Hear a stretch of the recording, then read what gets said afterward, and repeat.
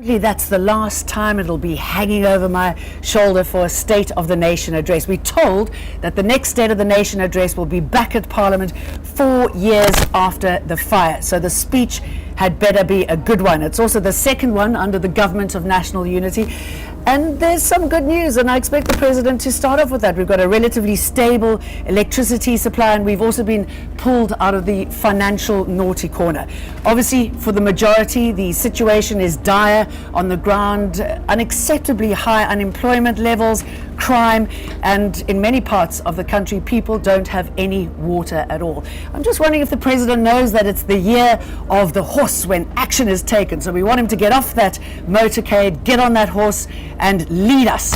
So we've got all of that and more covered. I'm Jane Dutton. I'm part of the EWN team, and you know that you can find us on our EWN app. Behind me, the Navy band has been practicing for most of the day. We've got the red carpet over there. People are waiting to walk on it. And our reporter, Alpha Ramaswamy, is also out and about, and he's got a guest with him. Alpha, over to you.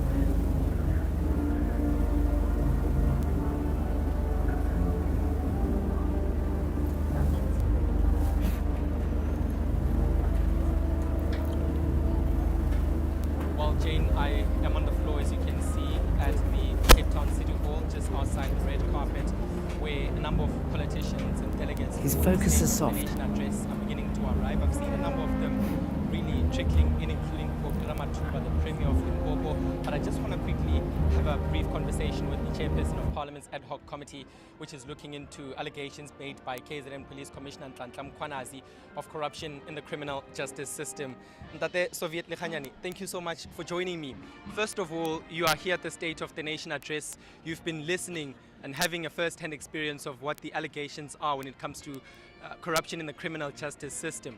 Do you expect the President to touch on some of the allegations that have been brought forward at your ad hoc committee? Look, my understanding is that this State of the Nation address is not about the ad hoc committee or the Madlanga Commission. I just want to say that let us not put the President under pressure.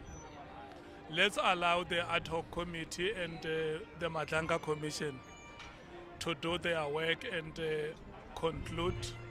We are about to conclude our work very, very soon. We will table our report and recommendations before Parliament. And we know that people of South Africa are waiting with a bated breath to hear what our interventions should be as Parliament. We are the highest institution of power in our constitutional democracy. We should be able to go to Parliament with firm proposals on how we think we can reform the criminal justice system in the country, what interventions are immediate, and what interventions we want to see happening in the long term, but also suggest what will be the mechanisms to ensure that interventions that Parliament would have agreed upon are enforced. For now, let me say to you that we have faith in the leadership of the President. Where I stand, I believe he knows the issues that South Africans worry about on a daily basis. And he should just come here without being under any pressure, say, the government you elected me to lead is doing the following things. We are aware of the following problems or the following challenges or grievances. This is a plan to deal with them. And I think we should be confident. As a member of Parliament, do you think that it's still possible to reform the criminal justice system? You said that you will be making those recommendations to Parliament, but do you think it's possible? I mean, the corruption that we're seeing is from the top level of the South African Police Service and other law enforcement agencies. Look, the institutions that are in place, the law that we have and the policies that we generate are not for themselves. They must be made to serve the people. If there is any institution, there is any law or any policy that does not serve our people, it has to be reformed or repealed. So I'm very much confident, I very much believe that South Africa has reached a point where necessary interventions have to be made if there would be criminal justice system that will serve the people better. And lastly, when do you expect to send that report to Parliament? For now, let me say to you that we have written to the Speaker to request for an extension. You would know that earlier this week, earlier this week, we met as the committee and agreed on a few additions to the list of witnesses. Amongst them is General Vuma, is Ms. Sarah Jane Trent. We still have Mr. Brown Mokgotsi. We still have Mr. Adams, who is an honorable member of this parliament. We still have about 5 or 6 public submissions that have to be featured. We have agreed that General Masemola must also come back. And I think the last witness will be General Mkwanas. So we think about 10 days, 10 days or just over 10 days to conclude the hearings, and from there we may need about 2 to 3 weeks to consider the committee reports, and then once we are satisfied we can send the report to the office of the Speaker for tabling in Parliament. Dr. Soviet Likhanyani, thank you so much for your time and speaking to us about matters pertaining to the ad hoc committee, which is looking into allegations of police corruption in Parliament, really saying that they have requested for an extension of that committee because they need to bring more witnesses to come and present their testimony at the ad hoc committee here in Parliament. I'm just going to bring in the Member of Parliament for Rise Mzansi, Makashule Ghana, who's been very active since becoming an MP, a very tall one indeed. How are you, Mr. Makashule? I'm very well. The hardest working member of Parliament, the smartest working member of Parliament, that's who I am, best performing one in 2025 years. That's subjective. No, objectively.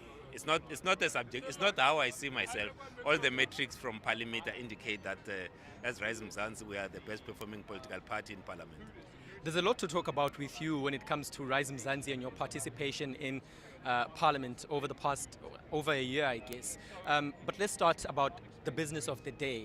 What are your expectations for President Cyril Ramaphosa's State of the Nation address? I mean, you are part of the government of national unity, so surely you do want your own policies to be represented in that Sona, the speech that's going to be presented at 7 o'clock. What are your expectations? The key issues around protecting South Africans, the safety, the criminal justice system, more so with the revelations coming out of the Madlanga Commission around the state of the South African Police Service. So there needs to be a lot more firmer and stronger hand insofar as how that is going to be resolved. The issues of the water, he spoke about it last year, the water issues in South Africa, the issues of the state of the local government and the dysfunctionality of many municipalities, especially now that we are going to a local government elections. I expect something to come out of that. I expect something around the South Africa's place in the global world, a fast-changing global world. He spoke about South Africa not being bullied in last year's State of the Nation, and now that you have a G20 that made some important commitments, but those commitments will not be carried forward because now you have the president of the G20, the USA, that says South Africa should not participate. So we want the president to reflect on that, but he must be able to show a much stronger leadership, especially on issues that affect South Africans. I will obviously love the president to reflect on the gambling addiction crisis, the gambling addiction pandemic that we are seeing in South Africa, and also maybe reflect on the discussion document that Treasury has issued. So these are some of the issues that we'd like the president to reflect on, but also give firm commitments, not just make them as promises. I think South Africans have had enough promises. We don't have time, we need to wrap up, but I want to speak to you about the gambling issue. You've been very active in Parliament, raising concerns about the online gambling, what you say is an addiction for many young people. It's a pandemic for many young people in South Africa. Why exactly is it important to reduce the levels of online gambling in South Africa? It's because it will become a strain, it will become a burden to the public health. And currently there are not enough resources to rehabilitate the gambling addicts.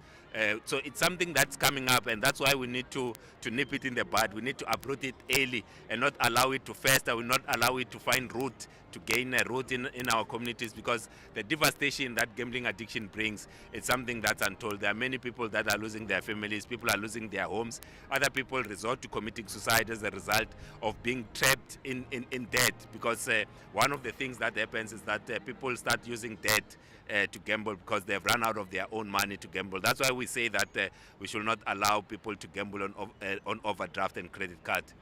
Thank you so much. Unfortunately, we are running out of time, but thank you so much for your presence and talking to us. Makashule Kana of the Rise Mzansi political party, talking to us about the Madlanga Commission of Inquiry, the expectation in that regard, but also speaking to us about the addiction, what he says is online gambling addiction in South Africa. I'm joined now by the spokesperson of the African National Congress, Mahlengi Pengu, who's dressed in the ANC's green. Mahlengi, thank you so much for joining us here on Eyewitness News. We see the red carpet is laid. The ANC is here. We're expecting the president not too long from now. As far as the ANC is concerned, what are your expectations, particularly when it comes to the water crisis that we're seeing in Johannesburg? We have the Minister of Water and Sanitation, Phumi Machotina, who's been instructed by the president to stay in Johannesburg and deal with the water crisis. Do you promise South Africans as the ANC that we're going to get a solution? I'm absolutely optimistic about that. And of course, you've also seen a very different approach of service delivery. For the mere fact that the president has instructed a team of ministers and deputy ministers to not to attend the State of the Nation address and attend it remotely and stay behind until each of the challenges that are fixable in the immediate sense are fixed, and to give a sense and constant feedback to communities about what is being done on a daily basis, as we've seen that's been happening with Johannesburg in the last while. And so we are giving an undertaking to South Africans that unlike anything that is meant to be short-term, this is how we want things to pan out wherever challenges of service delivery arise. We declared in 2026 that 2026 is a year to fix local government and meet the basic needs of the people and tend the economy. And we have got to be seen to be walking the talk. We've got to introduce believability. And that can only happen if people can see results on a faster pace that demonstrates that the ANC is not tone deaf. From the outside, as we speak, the government of national unity seems a lot more calmer than it was last year, with the constant public spats that we would see, particularly between the ANC and the Democratic Alliance. The criticism has been that the State of the Nation address and the budget speech last year was more of an ANC priority list. This time around, does the ANC promise that the priorities and the commitments of the other political parties will be reflected in this year's State of the Nation address? Well, the president, I don't want to be in the mind of the president, but this has been a very widely consulted for process among parties to the GNU. I'm confident, and I got even better, more confident when I was listening in on the interview between Mr. John von Steenhuisen with Samkelo Masego of SABC. I heard Mr. Steenhuisen saying that all their inputs were made and have been considered, and that in fact we're going into Sona with a much more cohesive position as organizations or parties of parliament that are represented in the national executive. And I think that bodes well for stability. There is nothing to be gained by a back and forth among parties to the GNU. There's everything good about stability. However that stability comes about, it's good for democracy, it's good for accelerated basic service delivery. The stability, the question is, will the stability last long though? Because we're going towards the process of the budget in a few weeks' time. Last year we had a massive impasse for weeks where the ANC and the other political parties couldn't agree, particularly on the value-added tax increase or the proposal thereof. Should we expect another impasse this year? Will you be able to find common ground with your fellow coalition members? It is very difficult for that impasse to happen. You see, when you've had a chance to make policy-related inputs, what stops you from supporting funding instruments in support of that policy direction that you're advancing? Of course, there will always be bickering about, which ones, what the strategic priorities should be. There will always be bickering about anything that has got an ideological, implication. But I think all parties to the GNU by now should expect that the ANC, which is the largest party in South Africa and has got the 40% of the electoral share, should, and by right, still pursue the policy direction that we must conclude, taking into account contributions in the spirit of collegiality. I also heard Mr. Steenhuisen saying that a number of things that are now happening in the economy, South Africa is looking good, and that we're going into the Sona looking stronger. And he used the word we. And I interpreted that to mean we as parties in the government of national unity. Again, I still say that it bodes well for stability of our democracy. I mean, the big story right now certainly is the Madlanga Commission of Inquiry and the ad hoc committee here in Parliament looking into allegations of police corruption. Should we expect, or does the ANC expect the President to touch on that commission? Just briefly. I imagine so. In fact, I think it's an unavoidable thing to do because South Africans would like to know what are the future plans. South Africans would want to know what is the President's own reflection, or initial reflection at least, on the first set of report before the long-term report that has been handed over to the President. Thank you so much, Sis Mahlengi. That is Mahlengi Pengu, the national spokesperson of the African National Congress, talking to us about brand ANC, the expectations of the State of the Nation address. Right now I'm going to bring in another member of Parliament of the Good Party, Brett Herron of the Good Party. Thank you so much for joining us. What are your expectations today for the State of the Nation address? I think that the President will have to address, it's obvious, economic growth and unemployment. The Government of National Unity has a new economic growth plan called GAIN, Growth and Inclusion, and that is aiming to achieve about 3% economic growth. We need to achieve at least 5% economic growth if we are meaningfully to reduce unemployment in South Africa. At the same time, the President must address the starvation and hunger crisis we have in our country. Almost 18 million South Africans are food insecure, and he must address the Social Relief of Distress Grant and whether ultimately and eventually government has decided to convert it into a basic income guarantee, and whether the amount will increase so that people can actually live and feed themselves. The food poverty line is currently 855 Rand per month. The Social Relief of Distress Grant is only 370 Rand per month. So we're not even providing the 9 million South Africans who are on it enough to feed themselves. Thank you so much for your time. That is Brett Herron of the Good Party talking to us about the expectations, really focusing extensively on the social relief grant, saying that the President needs to speak extensively about it, and of course the expectations about the State of the Nation address. We will get a chance to talk to him after the President's speech at about 7 o'clock later this evening. I'm going to bring in Naledi Pandor, the former Minister of International Relations. Mama, thank you so much for your time in joining us. It's been a while since we've seen you. Just a quick update on your life. What have you been doing?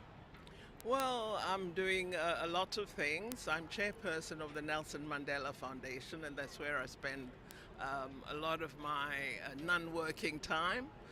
Just last night we received over 40 fellows from different countries who are really wanting to be future leaders walking in the footsteps of Nelson Mandela. So a lot of time with the foundation. I'm also writing, and I do some academic work, lectures here and there, so lots of stuff.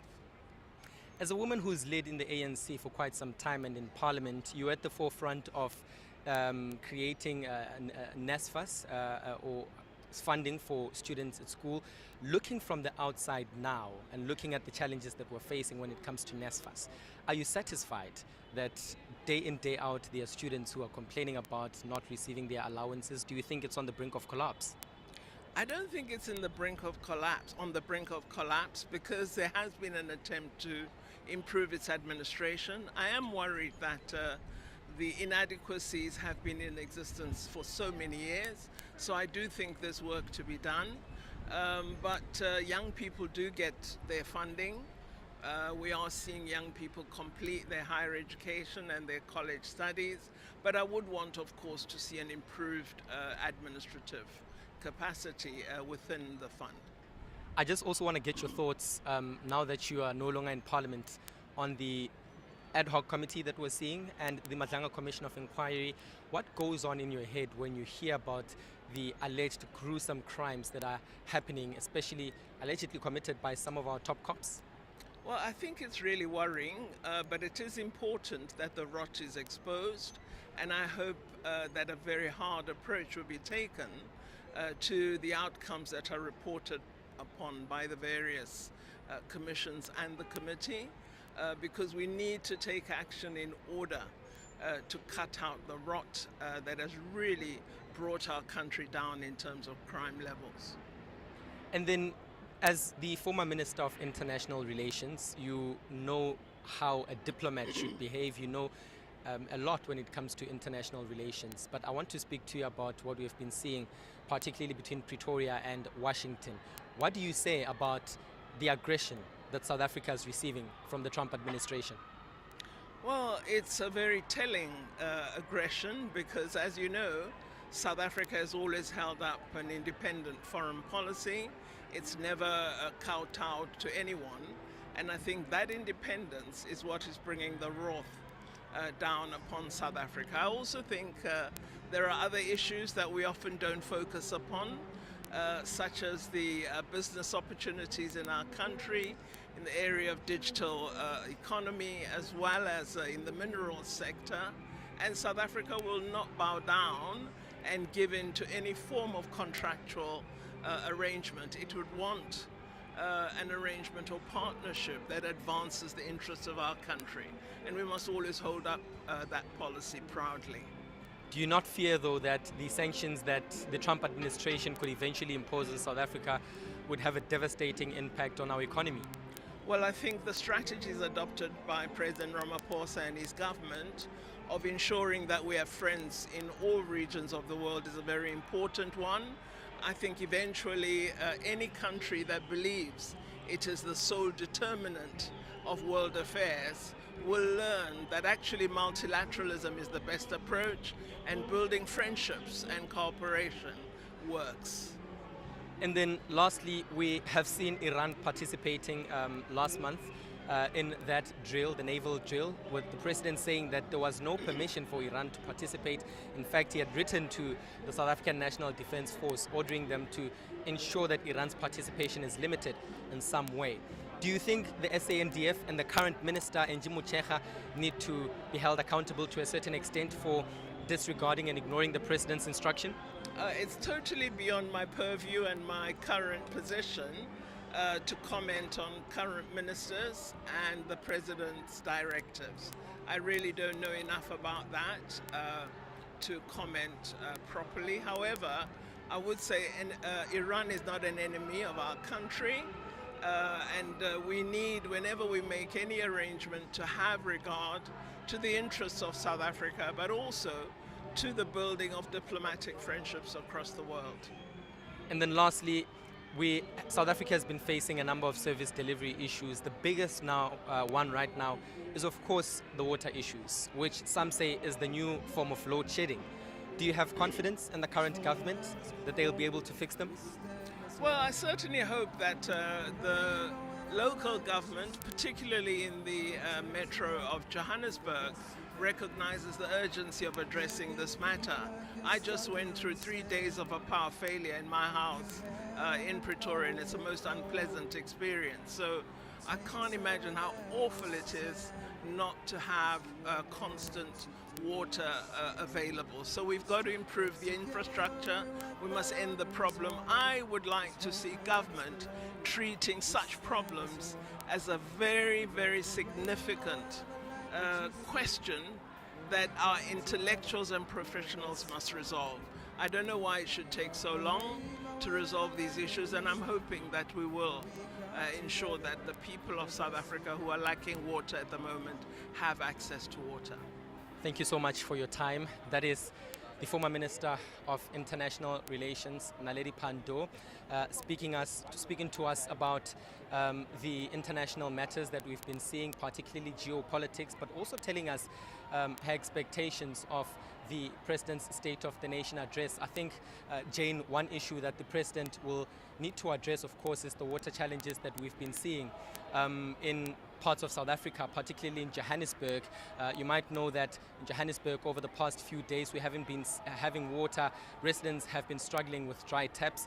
Banyazeli Sufi, the Premier of Gauteng, also complaining that he himself was also affected by the water shortages in Gauteng. So certainly there is an expectation from not only the parties in the opposition, but the parties in the national executive as well, for President Cyril Ramaphosa to ensure that the water issues take center stage. Another matter that we do expect the President to address, of course, is the Madlanga Commission of Inquiry, which came up after Nhlanhla Mkhwanazi made those damning allegations last year in July. Now we've seen both these structure, one of Parliament and the second structure, the Madlanga Commission of Inquiry, interviewing a number of top cops, some of them who have been accused of criminality when it comes to the criminal justice system. We do expect the President to touch extensively on the Commission of Inquiry, the Madlanga Commission of Inquiry. Certainly we've seen that over the past few months, the Madlanga Commission of Inquiry has spoken to a number of them. Quite recently, in fact, President Cyril Ramaphosa told us what was in that interim report that the Madlanga Commission sent to the President, and he said that he is going to be giving us the final recommendations towards the end of March. So we do expect a lot to come out from the Madlanga Commission of Inquiry. But right now I just want to bring Rwanda Grootboom from Navy. Thank you so much for joining us, Ms. Grootboom. Thank you for your time. The Madlanga Commission of Inquiry is part of what the President is going to talk about today. But as a member of the Navy, I want to talk to you about the naval drill that happened not so long ago. Do you think that the SANDF needs to be held accountable for failing to carry out the instruction of the President? Thank you for the question. On that, I can unfortunately not speak on a matter that is ongoing, but tonight we are here for the Sona. So the South African National Defence Force, tonight we are here in a ceremonial capacity to show that we support the democratic institutions of the Republic. So that is what we are here. What should we expect to see in the ceremony that's about to happen from SANDF members? So from the South African National Defence Force side, we are going to pay marks of respect to our Commander-in-Chief, which is the President, with 3 different salutes, which is one salute by the National Ceremonial Guard, one salute that is done by the Air Force with a fly past, and another one that is done with a 21-gun salute, which is only given to heads of state. Yes. Thank you so much for your time and speaking to us about that. Well, thank you so much, Jane. That is it. We are starting to see a number of members of Parliament speaking to us and starting to arrive here. The red carpet is rolled. Jane, we are seeing a number of members of Parliament arriving.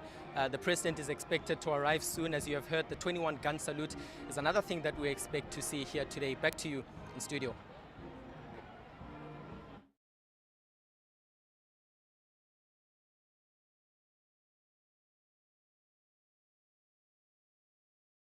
Images of the EFF protesting next to KFC, saying that unemployment is too high. We were just chatting about the EFF. They're rather muted, aren't they? What's going on? Good afternoon, Jay. Good afternoon to your viewers. I mean, it does feel a very kind of out of sync state of the nation. It feels very somber. Even the band doesn't have a kink in their step. Yeah, there's no mojo happening there. Yeah, the mojo seems to be down. We thought there was a bit of a nice, like a moment where the EFF would kind of rouse up things. But I think the sense is really the mood of the country.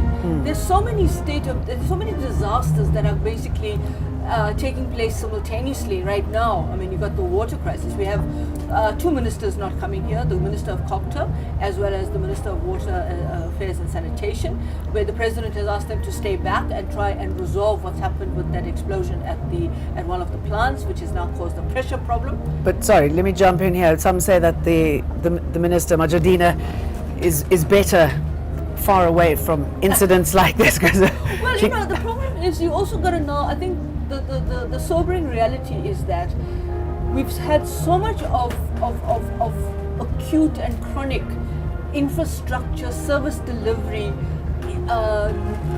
inability, capacity challenges, infrastructure challenges, that you're now beginning to see that reflected around the fact that you have a state of the nation, but you gotta think about what the impact is. Not just the economy anymore. Yeah. It is affecting the fact that municipalities are no longer capable of being those anchors in delivering to people on the ground. The frustration of the middle class. I mean, emergentia. Yeah. Yesterday evening and over the weekend. But you're having these emergentias, which is now becoming a multiplier effect. I mean, a few years ago, I remember a community saying they're not going to go and vote in local government elections or national elections. They're going to play a football match. And I think this is becoming more and more acute and chronic. So it's not just that. It's about the fact that your planning hasn't been sufficient. Your municipalities are becoming disruptors and ruptures to your governance architecture. You don't have the right people. So whether it's the minister that stays back and resolves this issue, because the minister can't resolve the issue. The minister has to work with the whole bureaucracy around the water crisis in that particular area, around that particular expense. But even doing that, it feels patronizing, doesn't it? It's like, come on, the water situation it's dire. Somebody just hanging back is not going to make any difference. Yeah, I mean, you know, the one thing that's going to be interesting for the state of the nation is that the president can say, well, we never had electricity outages. So the electricity minister has done what he has to do, but at the same time, you have a water crisis. The water crisis, I mean, if you think about it right now, as we're speaking, you have the AU summit in Addis Ababa. And the key theme of this year's AU priority is water. Water security, water is life. And that is not just a South African issue, it's around the continent, it's across the continent. So you've got this crisis around where your climate change is also impacting. And how do you think about planning, town planning, urbanization, more people wanting access to piped water, to water that is able to flow out of your taps. But you're having a crisis because you don't have the dam levels that you need. That creates a crisis in terms of where there's electrical fault in the pump stations, the backup plans are not working, and the question I would ask is whether the president, I mean, he has to address it, but is he going to talk about more infrastructure and how this links up to Operation Velandela? But the challenge is, where do we get our water from? Because where our water access points are is not necessarily where our dams are. Now, I'm going to come back to this topic because there's several things, including what Panyaza Lessufi said yesterday, Donald Trump, destroying what's left of any sort of climate change policy. But Natalie Malgas is on the red carpet, and let's cross over to Natalie to see what she's seeing.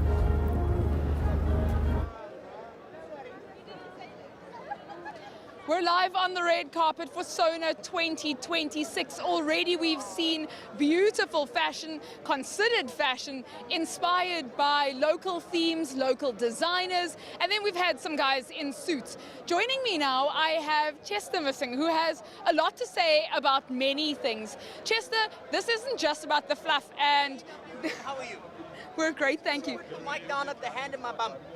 If you pointed at me, no sound will come out.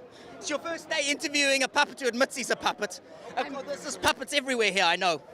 I must be honest, it is my first time interviewing a puppet. But talk us through... It's not, because you're at the Sona red carpet. You've literally been interviewing puppets all day. I'm the only puppet who admits he's a puppet. Even you're a puppet. You work at EWN. But I think for myself here, in fact, Chester, let's talk about some of the serious things. What are we expecting the president to say? Service delivery issues, electricity, water, very real socioeconomic troubles that citizens have to deal with on a daily basis. This isn't just about the wins of the last year, right?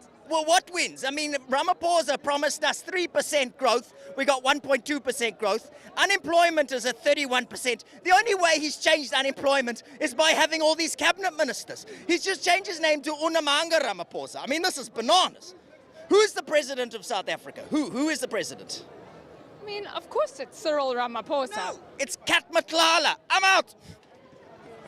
Thank you, EWN. Come see my show. It's on a theatre on the Bay. My live show, it's hilarious. From today until, in Cape Town, from today until Saturday, you book at Web Tickets, or you can submit a tender Home Affairs. All right, bye. that, of course, Chester missing one of the many characters we've already seen on the red carpet. We've had ministers come through. As I mentioned a little earlier, some of the fashion has been really considered. Local designers with beautiful pieces. Many of the dignitaries and MPs that we've interviewed already saying they went through real trouble to make sure that these were local designers with fresh ideas to celebrate the South Africanness and African cultures. We've got a few really stunning suits coming in from the gents who didn't think all that much about their outfits today. I'm going to step out of shot for a second so my camera colleague Sihle can just show you what we are working with in terms of the beautiful fashions today. Hello, sir. How are you, sir? Thank you. Never. Cannot be. You don't remember. I remember. I gotta use the famous one. You're the famous one. I remember you. You don't remember. I think we were here last year. Oh, please. Don't push me on my good time. Please. Don't threaten me with the good time. I will take it. Please, an hour we sit down, you and I, you know, do reflections. If you don't do that in the next 2 months, my brother, your electricity will be disconnected. You know, my neighborhood has had fair share of troubles already. A fair share of issues. They're just wrapping up the Olympics right behind you, and then they'll come to us. Where you get your suits? I need to look like you.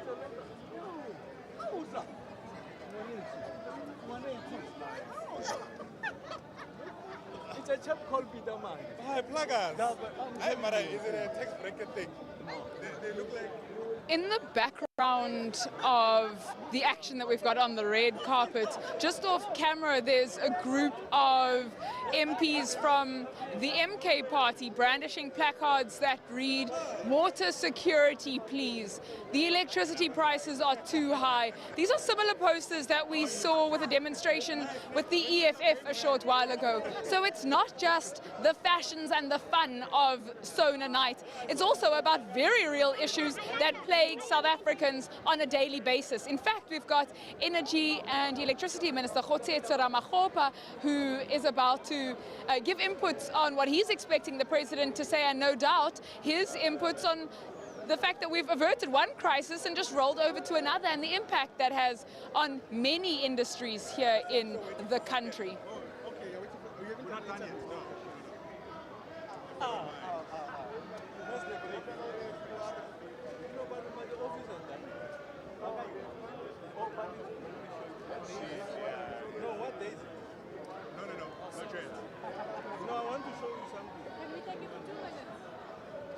You can just yank him.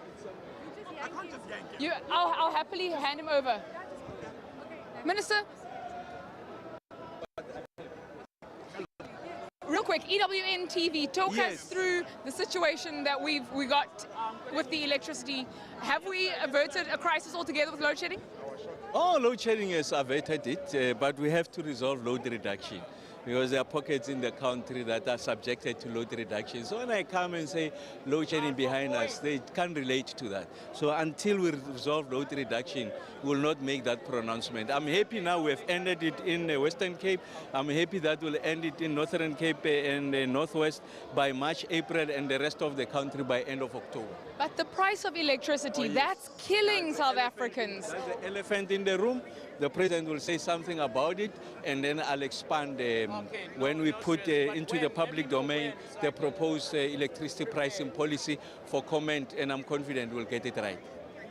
Are you hearing what's happening on the ground? Are you hearing the sentiments from citizens who are throttled by the cost of living? Oh yes, this time around I really don't have to, yes, I hear people, but I also feel it when I visit family. So it's not the testimonials from outside, just the lived experiences of our people. And you can imagine what it does to the poorest of the poor is disproportionate. So we'll do everything to relieve them. We'll chat to you after the State of the Nation address. We heard there from Energy Minister Cyril Ramaphosa that the President is expected to say something about the cost of electricity, the state of the grid, and it would be, as no surprise, it's one of the big talking points around the water cooler at homes across the country, and we'll hear exactly what the President has to say on that sticky subject at 7 o'clock tonight. Back to you in studio.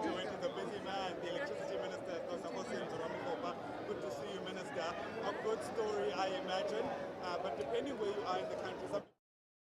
Earlier that it was quite hard to get interviews with any of the politicians because they wanted to be on the red carpet. So it's still a thing, isn't it? Absolutely. I mean, it's the 1 year that they get to be part of a public event. They come in here. It's a symbolic, it's a significant event for them. They can dress up. They can show what they have achieved.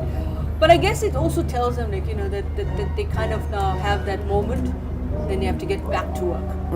Unfortunately, I think what happens normally with the State of the Nation is that it's more the pomp and ceremony, and sometimes the content and the substance of what needs to be done in the year ahead gets kind of secondary to that. But I think for this State of the Nation, I don't know about you, Jane, but I'm feeling like it's not the same. Flat. It's flat. Yeah. It doesn't have the same mojo that you've seen before, even with the band. But even with the EFF, I mean, there was a little protest there, and then we saw about 10 of them walk past, and they were and they feel like they've been decompressed. Yeah. And I think this is because a lot of this is about what is the kind of mood of the State of the Nation, because it's about this relationship between the state and its citizens. It's not about the fashion, it's not about who's wearing what and brand South Africa and proudly South African, whatever. Is that tonight people are going to be able to say, well, I want to trust the President in what he's saying. And that's the trust deficit right now. But I mean, it's, you know, it's easy to have that trust deficit because the problems are relentless, right? I mean, there were all those promises that we heard time and time again about the water being fixed. I want to go back to what Panyaza Lesufi said in a press conference, because the focus was on water. You were talking about the suburbs that haven't had it for weeks, and he said, of course I can relate to you, of course I understand the issue. I mean, sometimes I go to a hotel and have a shower.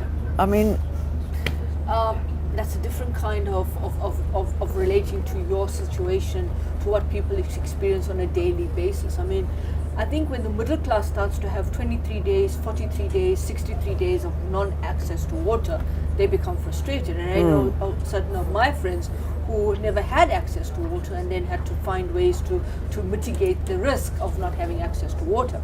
But I think what we are seeing is whether or not you understand the disconnect between yourself and communities who not necessarily don't have access to water, but they've been experiencing this for a longer period.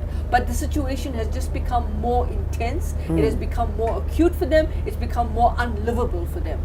But if you can't relate, then there is no incentive to fix it. So these communities, I mean, sometimes I think we need our politicians to be taught what the art of public diplomacy is. Yeah, that would be a good start. And to be able to say to somebody, well, I understand you.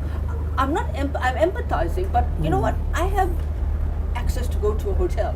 Well, you don't have access to go to a hotel. We know communities even out in the Western Cape who have struggled because of drought, who have struggled because of water pressure, who have struggled to get access to water. Because if you think about what access to water has become in terms of policy, legislation, and discourse and narrative, is that we move from having access to water running out of a tap to the parenthesis in an RDP document saying, even if it trickles out of the tap, it's access, to a point where a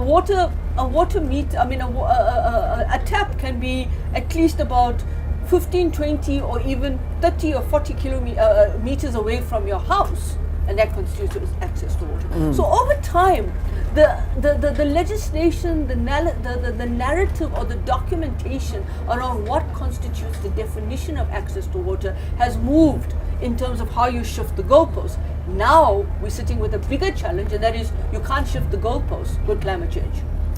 Okay, and we'll get back to that. I mean, you know, one of the problems is that there's so much money to be made out of these water tankers. So the incentive, again, is not there to fix it when you can make all of that money. Yeah, so you got to break that first. And the problem with that is that your crisis leads to these kinds of organized criminal networks who then realize, hang on, I can make a buck here. So there's this challenge or this juxtaposition we have where government's ineptitude in being able to provide services like we saw in terms of keeping up your town planning, keeping up your infrastructure, putting the kind of right people in the right places, your bureaucracy. Yes, that's the capacity issue of government and governance. But then you end up in a situation where people say, well, hang on, I can actually buy that water and sell it to somebody, or I can basically create an infrastructure destruction and create a rupture in the infrastructure and prevent access to water. So you're dealing with this juxtaposition, and this comes out of crisis. We saw images of the electricity minister smiling as he always does. And just to remind you that we are live on our EWN app, so I hope you're watching us on that. But he was smiling. I mean, he is our one success story at the moment, isn't he? Hurrah! I mean, even though we're fixing something that was deliberately broken, but it's a good story. Listen, he can be, he's pushed the envelope. We do hear about stories of some areas out in Gauteng, and I'm not sure, I don't know what the evidence is, but there are outages. Yes. But the question there would be whether those outages are based on Eskom reducing or going into some kind of load reduction, or is it because there's cable theft of copper wires, and then of course dealing with that infrastructure sabotage, and that happens a lot, where you have that criminality and the element of criminal networks working in there. But I think he has been, one of those ministers that came into the portfolio at a time when it was really a difficult and challenging moment. He worked it out, but we do know that there's the whole question of the unbundling of Eskom around the transmission, around the procurement development, and then of course the generation. There's a standoff over that now. And those are going to be key issues, because that means that your megawatts and what you're going to be creating in terms of how do you I think the first bids went out. I haven't followed it closely, but there was some reporting around some of the controversies around these first bids. Some private sector stakeholders have not been happy with that kind of being able to open up the bids to even foreign companies to bid for this. I mean, that's another question, right? In terms of how this then becomes the privatization of electricity. But the government has now this, the transmission, the grid, which is a very important thing because it's distribution as well. And that grid is under the government's space. So we have to think about how this aligns with Operation Velendela. Because very often when we think about Operation Velendela, we don't think about it as a connectivity around your ports, around your infrastructure, around your Transnet, your Eskom, and of course more to the basic questions around your service delivery. And I think there needs to be more. And I've heard the leader of the Rise Mzansi party, who was quite complimentary and very positive about Operation Velendela. But I think the electricity minister, his success is there, but I think the bigger issues are going to crowd out some of that success. All right, we spoke about climate change, and I was just talking about how Donald Trump is now sort of dismantling the very last of any of the policies surrounding climate change, which is not only going to impact on the States, but it's going to impact on us. Let's talk about our relationship with the United States at the moment. What do we have to do to improve it? Is that on the cards? Can I be more facetious and say, what does the United States need to do to improve its relationship with South Africa? Yeah, that's probably a better way of saying it. This idea that we have to constantly bend the knee to the US is out of sync. And I think there are certain people online, there are certain people in South Africa that feel that the US is still the center of the universe. And unfortunately, it's not. Unfortunately, it's lost its credibility, it's lost its legitimacy, it's using tactics in the international system that disregard the very nature of the international system, the rules-based system. So I think we need to change that narrative and stop thinking that we have to basically placate the US. There are countries around the world that have moved away from the US. Well, we're talking about it. I mean, even Europe is pivoting towards Russia, which of seems course, Europe anathema. and the US will still kind of have that linkage. But I think what we are witnessing is not just a decline of a an actor that underwrites the rules-based system and has gone completely in a different direction. But we're seeing a decline of a global civilizational order that has been imposed on us 4,000 years ago. It's based on it's based on religion, it's based on civilization, it's based on whose legitimacy we talk about, whose modernity we talk about. And the one thing that struck me in the fact that when we do international relations, very often we feel that by aligning with certain actors we are legitimate. The question is, by aligning with the US, we are becoming delegitimized. Right? And the other thing is, every time you open up a social media platform and you hear about the Epstein files, it frightens you, because it frightens me, because it's not that the fact that Trump is going to destroy the world. The Epstein factor is going to destroy the world. And so I think we've got to be careful around this. And I think South Africa has made it very clear that it is an independent country. We must stop being told that the US is still the center. Yes, it will still remain in certain structural conditions around the global economy, around the dollar. We can see what's happening with the dollar to the rand, and that is telling you something. Those are telling signs. Something happened this week that no media in South Africa picked up. There was a Japanese election. Correct. A very conservative liberal won. And one of the things that she said, even before coming to the election, was that they're gonna try and move away from buying US Treasury bonds. When you do that, it creates a run on the dollar. It creates a serious she's not the only one who said that, crisis for the US economy. And the US economy now is trying to sell off Treasury bonds to what we call hedge funds. So you've got to look at who's owning US debt, and the Chinese did the same thing. And the power they have, actually. Exactly. So we've got to now start leveraging. How do we start thinking about a world where a very interesting international relations a scholar called Amitav Acharya, who wrote about the multiplex international relations order, wrote this very interesting essay called "The World Minus One," which is the US. Okay, so we're seeing the shift, and you're correct. I mean, it should be what they can do for us. And the reason I pose that to you is some frightening stats coming from the Lancet Journal. Since the Trump administration dismantled US aid, a study published in that journal, global aid cuts could lead to 9.4 million deaths by 2030. That's around the corner.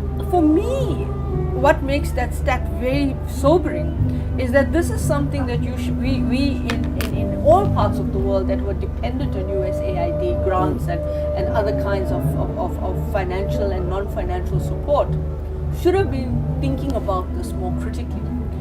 For the world is not an easy place to navigate. It's never been a fair place, it's never been an equal place. And one of the things that I want to bring up, and I'm not justifying the fact that USAID has created this crisis, is that when we try to produce a vaccine, or we try to produce some kind of pharmaceutical intervention, whether it's a vaccine or medical or a non-medical intervention, we get shot down. Right? That's the first thing. The second thing is we should also start preparing for the fact that at some point USAID was going to be shut down. And we can do it ourselves. We can. I mean, the point about it is we saw what the world did with COVID. We saw what the US US Federal Drug Administration did. They went and produced a vaccine which never went through its normal kind of exercise of trials. But we all were taking it from Johnson & Johnson and wherever. All right, let's go back to the red carpet. As you said, this is the moment where politicians can really get out and strut their stuff before hopefully going back into the office and doing the business that they should be doing. Let's go over to you, Natalie Malchas.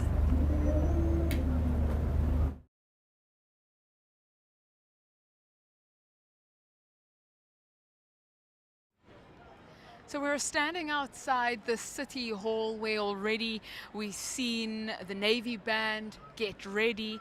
They've been testing their instruments all afternoon for this moment. We've got school children that have lined part of Darling Street. the route the president will take into the city already has SANDF members darted. Several roads have been closed since midnight last night, and that as a precautionary measure, as a safety measure. The route the president will take in, it will come in from Newlands on the M3 past UCT and into the city here at the City Hall on Darling Street. Lined across that route, he will see members of the SANDF, and as he approaches the city, he will see the school children who've been standing ready for several minutes now. They've practiced their waves and their cheers when that presidential cavalcade comes in. We're expecting to hear a playlist of local music, which is often on the lineup when the military band performs as we prepare for the pomp and ceremony that plays out in front of the City Hall ahead of the State of the Nation address. We're also, as is the usual tradition, expecting that flyover 3 military jets, the Air Force showing off their skills and also paying a tribute, an honor and a salute to the Commander-in-Chief, of course, President Cyril Ramaphosa. The red carpet is lined. We've had a busy afternoon welcoming around 490 members of Parliament for the joint sitting to hear the President's State of the Nation address at 7 o'clock. There are also around 250 other invited guests, dignitaries and special guests who will be welcomed this evening. We know we've got confirmation already of former Presidents Jacob Zuma and Kgalema Motlanthe, who have RSVP'd. Yes, they are going to be here. In fact, we've already seen former President Kgalema Motlanthe make his way into the City Hall. We know also confirmations of an apology received from former President Thabo Mbeki, who will not be in attendance tonight. Part of the processions that we can expect this evening will be that of the speakers of the 9 provincial legislatures and the procession of the judiciary, led by the Deputy Chief Justice. All 3 arms of the state come together for this occasion: the executive, the judiciary, and the legislature.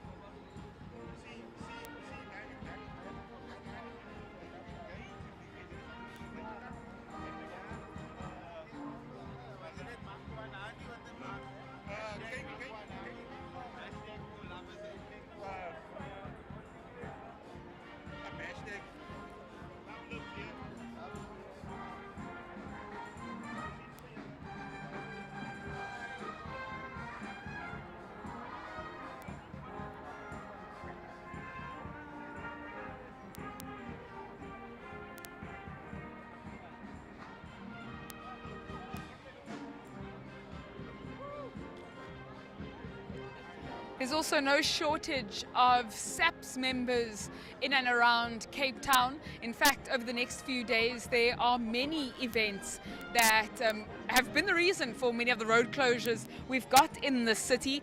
The mining indaba ended after 4 days today. We've got the State of the Nation address today. And then over the next few weeks, we've got more road closures with the debates that are expected to happen in Parliament next week. Some of the blue lights that you will already have spotted down Darling Street this evening is that of police officials who are standing ready for any eventuality.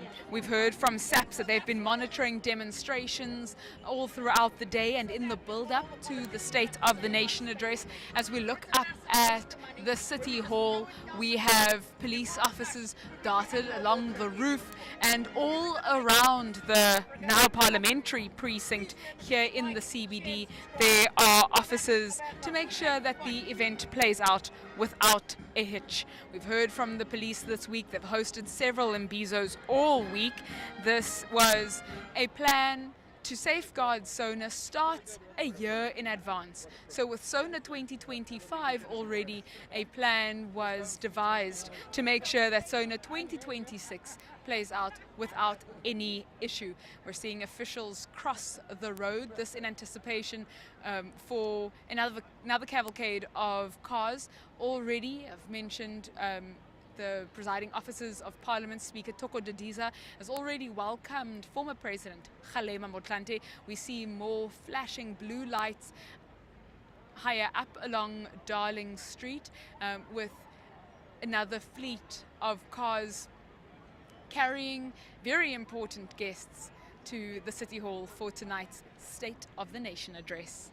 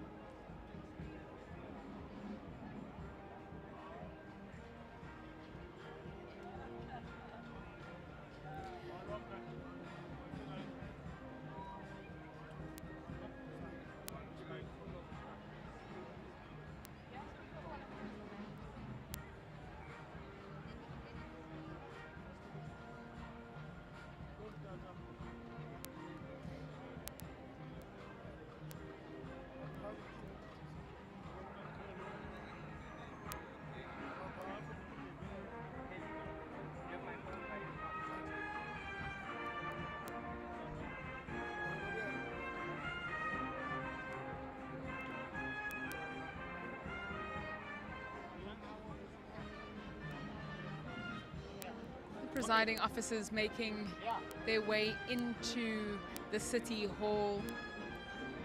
The hosts for Sona 2026, we saw them walking in there, being led by the Speaker of Parliament, Toko Didiza. We see the SANDF officials making their way down Darling Street. They will be the procession that draws in the President. Before the President arrives, there are several invited guests, very important guests, who will make their way into the City Hall. Down the red carpet, will be greeted by the presiding officers at the entrance to the City Hall. And the backdrop, the ambient sound, is none other than the Navy Band. They have been practicing all afternoon the tunes that they have on the lineup, which traditionally is a mixture of very recent and some older South African songs by local artists.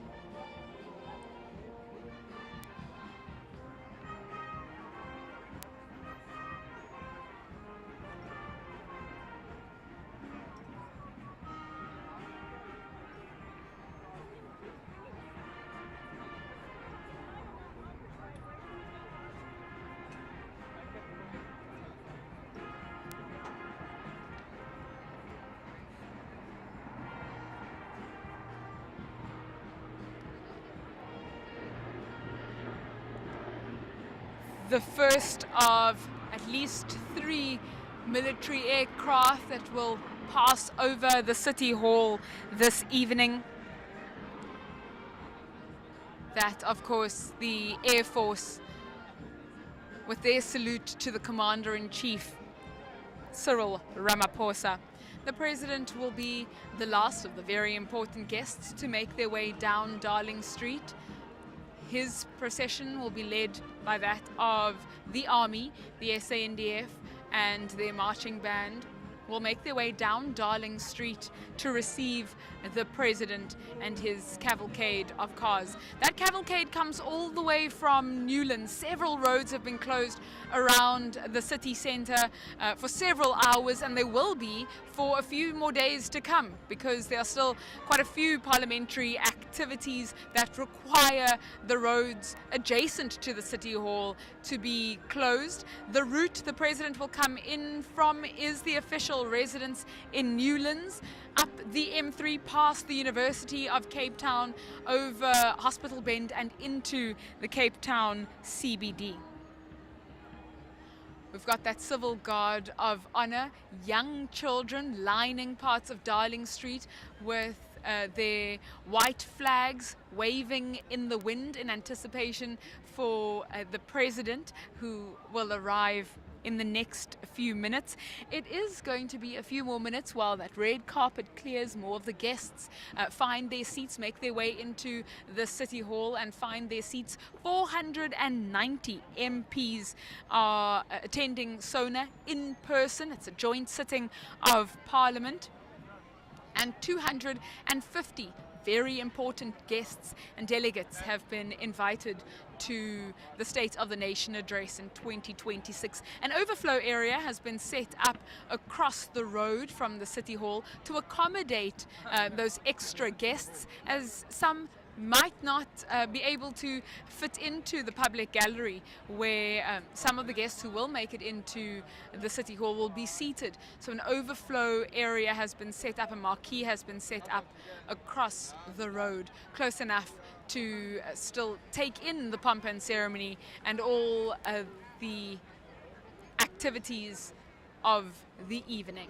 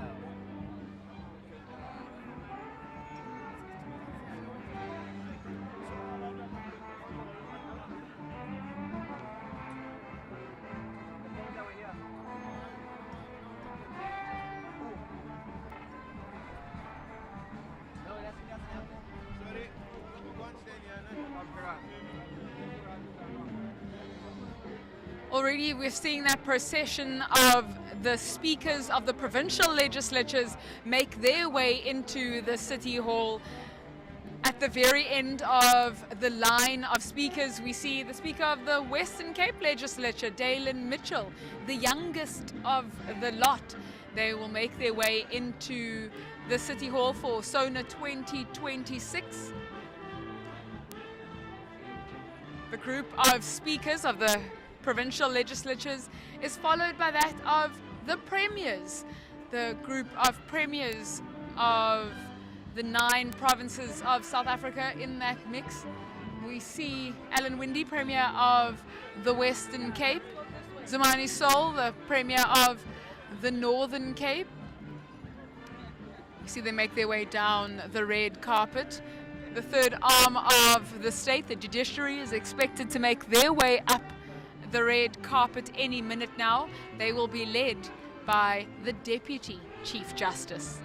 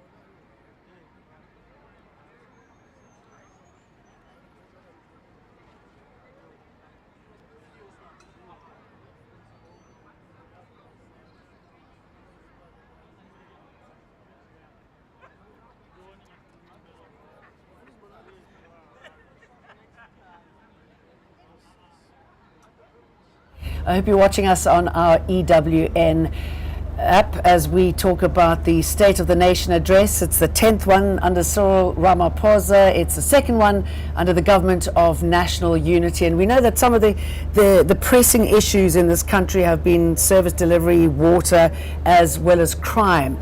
We've been hearing startling revelations through the ad hoc committee and also the Madlanga Commission of Inquiry. Thabiso Goba has been focusing mainly on the Madlanga aspect of things. How important is what we've seen there to what the President is likely to say today?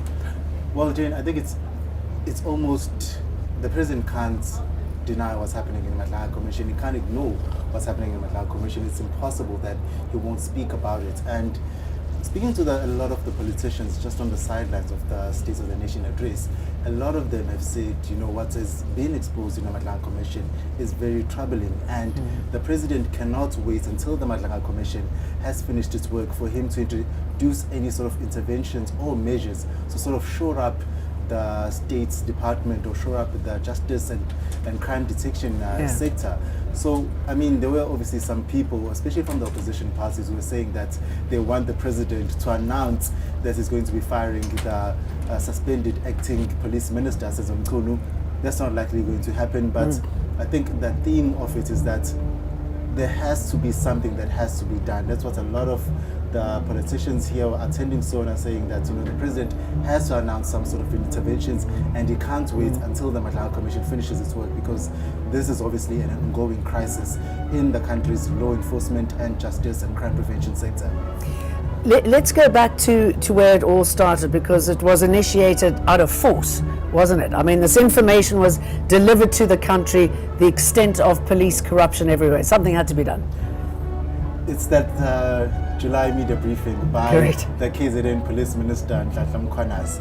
And what that media briefing did, and I think it's very important to sort of put it into context, because what he said there was just allegations. But now what we have seen from the Madlanga Commission is that some of these allegations had credence to it. You look at the allegations in terms of how suspected crime boss Vusimuzi Madlala has infiltrated the highest levels of the country's justice and law enforcement.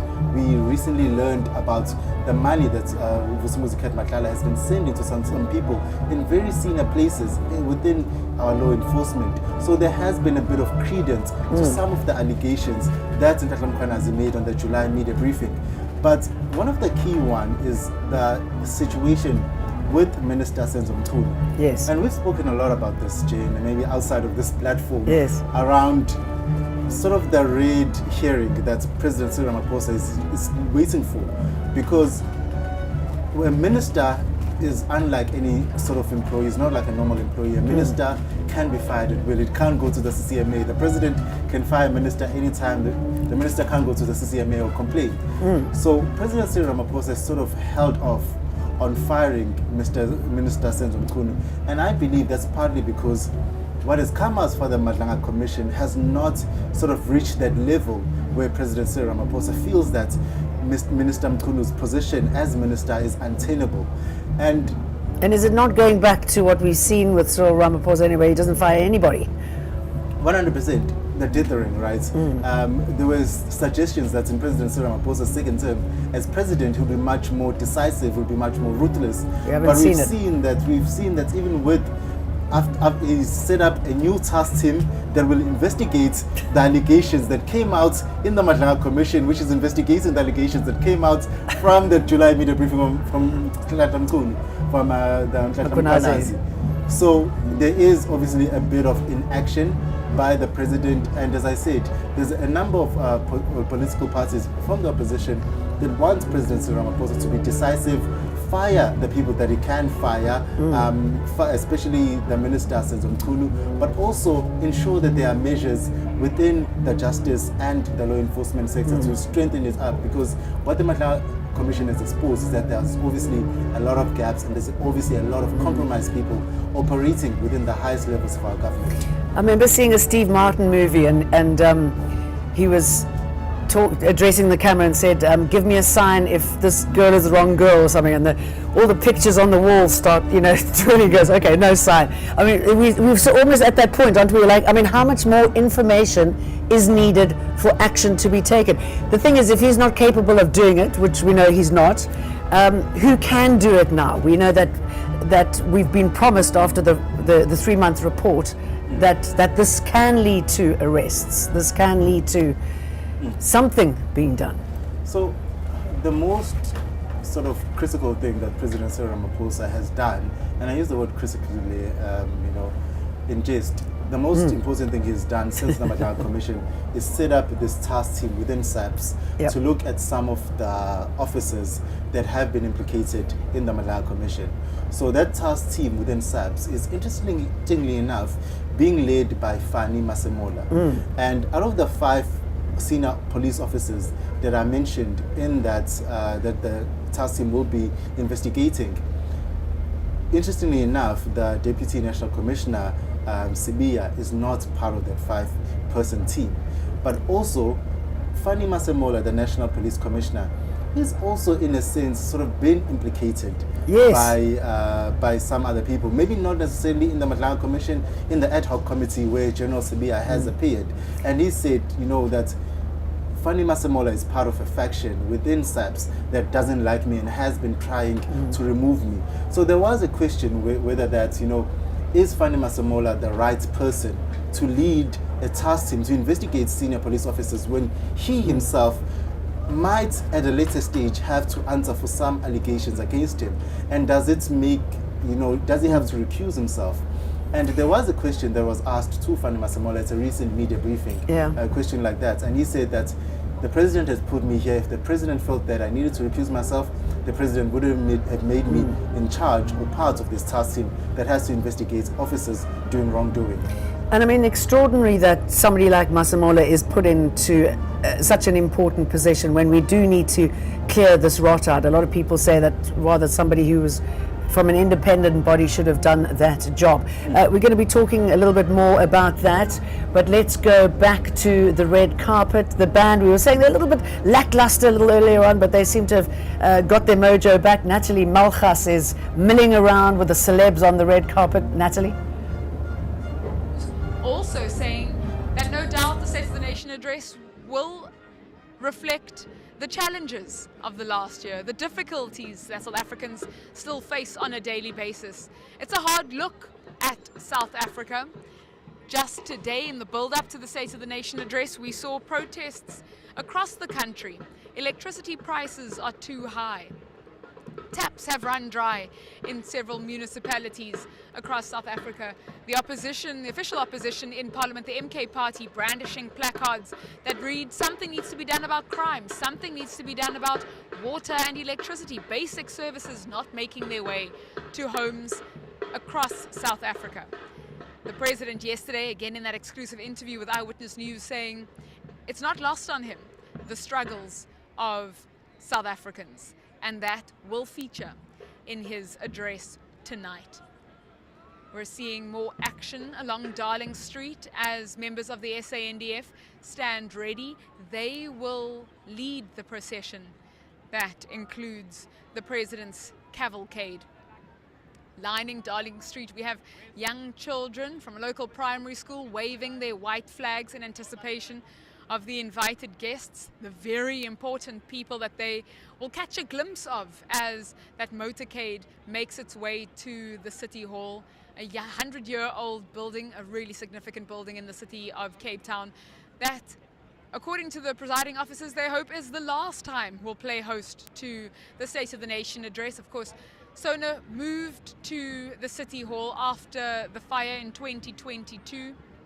That devastated part of the traditional parliamentary precinct. A dome has now been set up to accommodate any other parliamentary activities, and after this year, Sona will be hosted on its traditional premises back at Parliament on Plain Street, hoping that all the construction and work after that devastating fire is complete.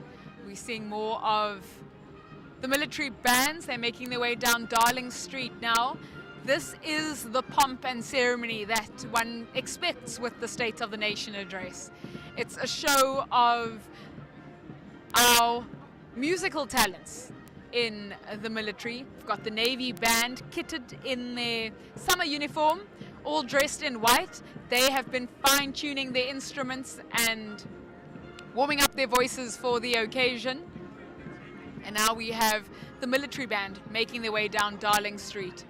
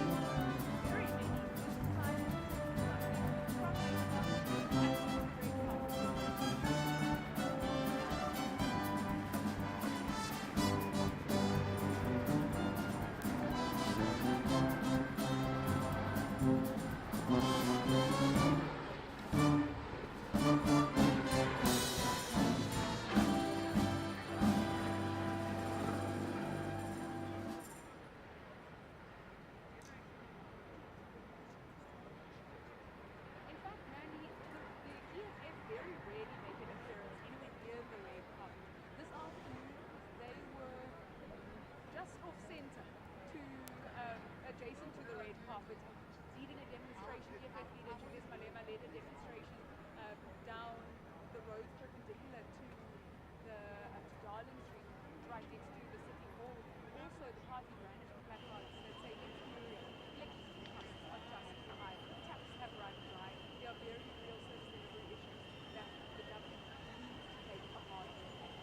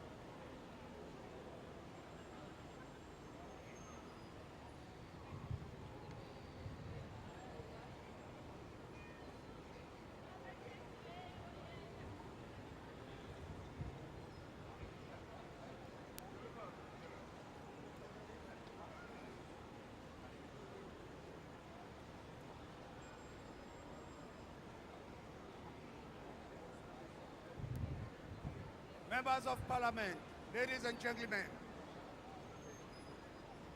the Deputy Speaker of the National Assembly, the Deputy Chairperson of the National Council of Provinces, the Deputy President of South Africa,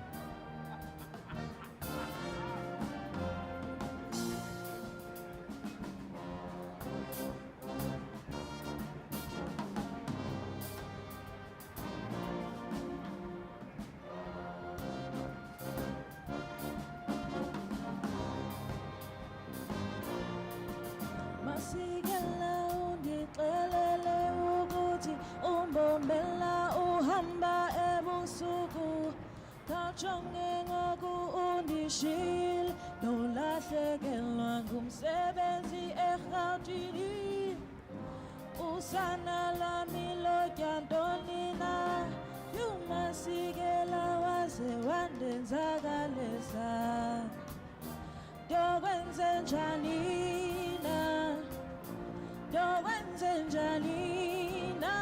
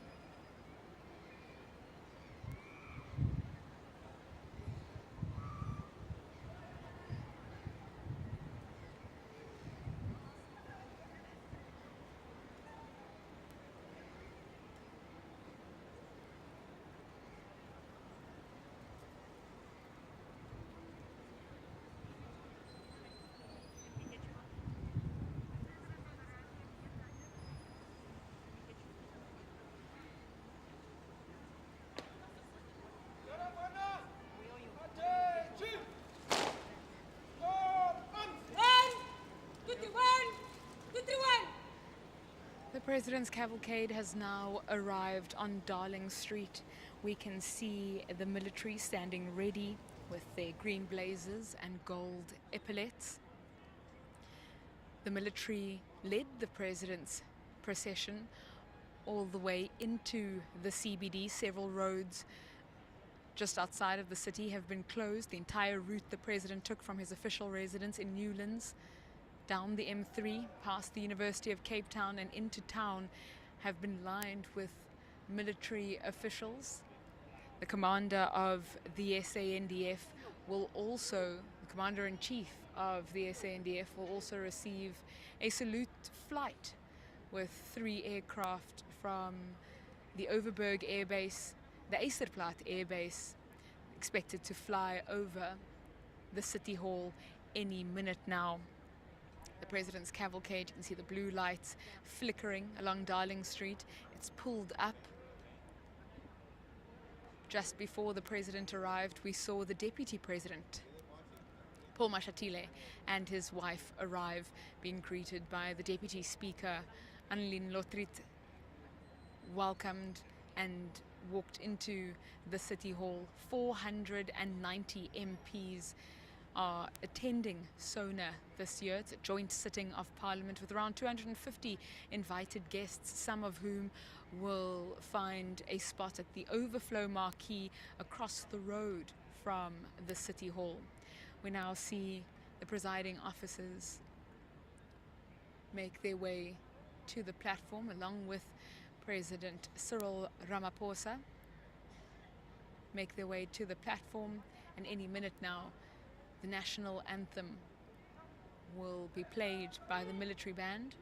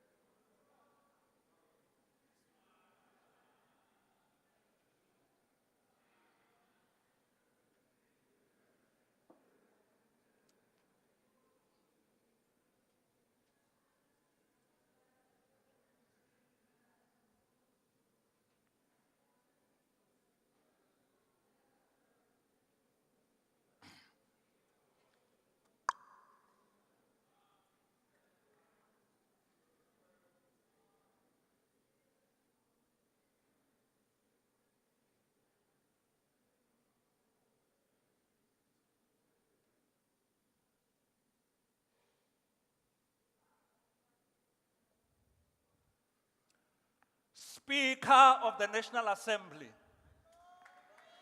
Chairperson of the National Council of Provinces, President of the Republic of South Africa,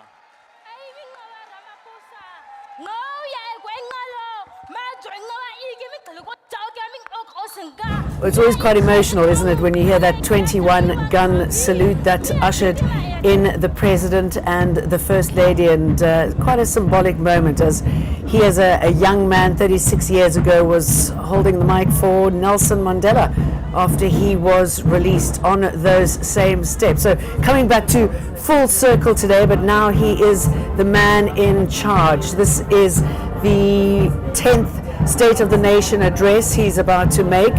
We're expecting him to start talking at 7 o'clock. It's also the second one under the Government of National Unity.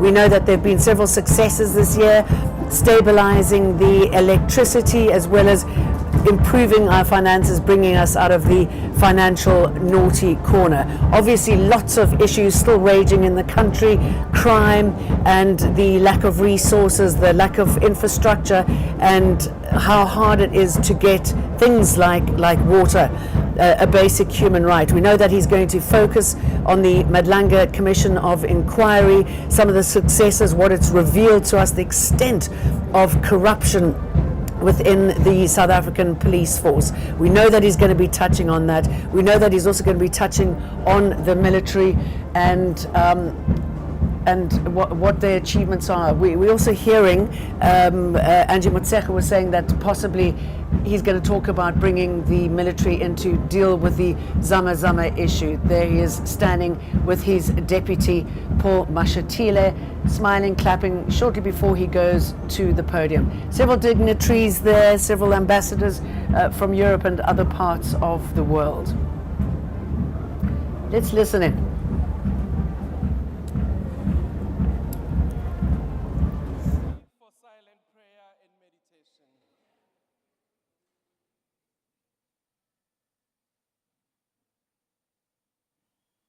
Please be seated.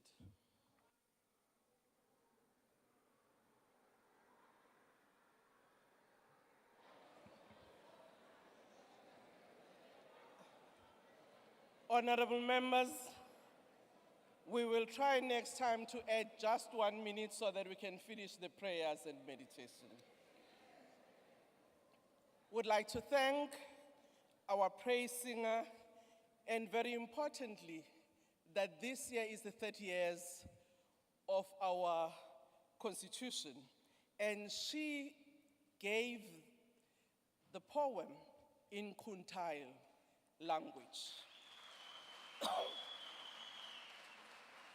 which recognizes the importance of the Khoi and the San members of our society.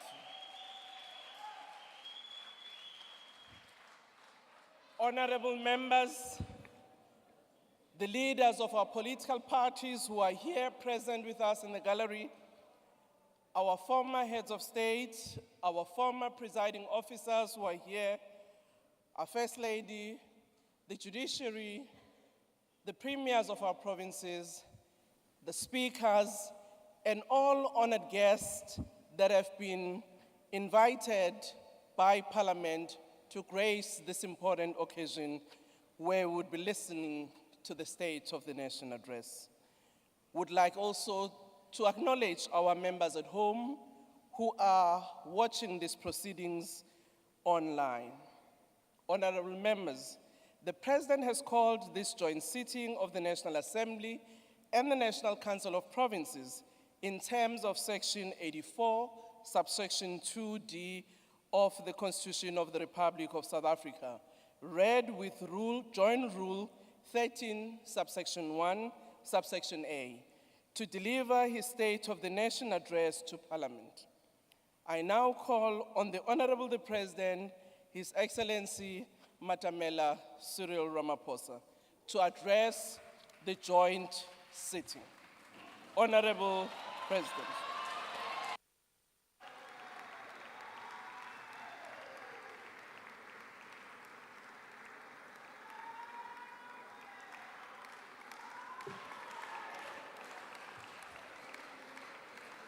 Honorable members, may we be seated to allow the President to address the nation. Honorable President.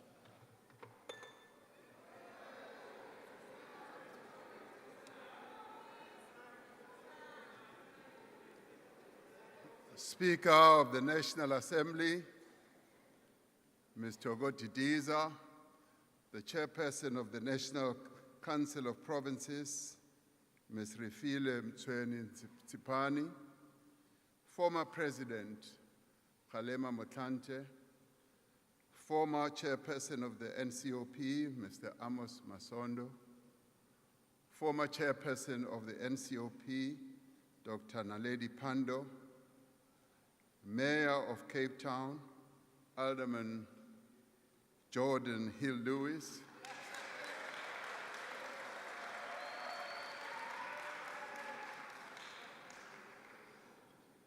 he was nervous. He thought I wouldn't be able to pronounce his first name because it's wrongly spelled.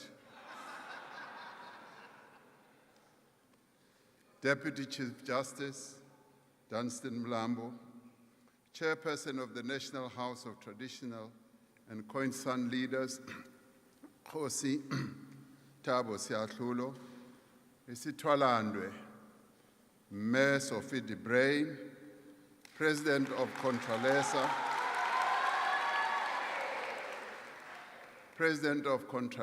Khoshi Mothupa Mokoena, members of Parliament, premiers of our provinces, fellow South Africans. 70 years ago, thousands of women of all races marched to the Union buildings, their hearts beating with a common purpose. Armed with extraordinary cunning and resolve, these women braved police checkpoints and harassment. In a voice loud and clear, they said, "We shall not rest until we have won for our children their fundamental rights of freedom, justice, and security." We recall the powerful image of Lillian Ngoyi, Helen Joseph, Sophie de Bruyn, and Rahima Musa, carrying armfuls of petitions to lay at the doorstep of a prime minister who did not dare to meet them. Every petition they handed over carried the weight of justice. Each of the 100,000 signatures they had collected expressed a desire for freedom and equality. For 30 minutes, the 20,000 women stood on the steps of the amphitheater of the Union buildings in silence, not singing, not moving, not speaking. The powerful imagery of these women standing in silence illustrated their resolve and their commitment to bring change about. Their silence reflected the deep emotional pain and frustration born out of systemic apartheid oppression. Their silence showcased the sorrow and the anger that these women felt in their fight for justice and equality.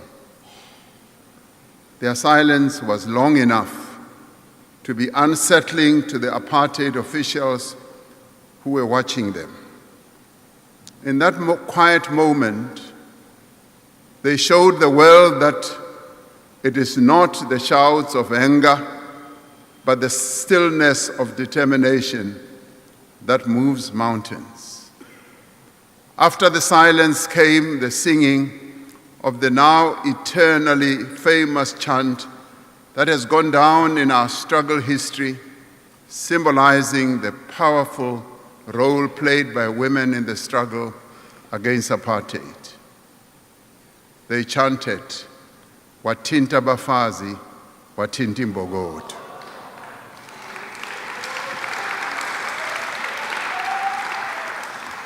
Translated, it means you strike a woman, you strike a rock. It is said that the women's chant rolled down the terraces of the union buildings, turning the seat of state power into a stage of protest, where courage meets authority. This evening, we are honored to have amongst us Mam Sophie de Bruyn, one of the leaders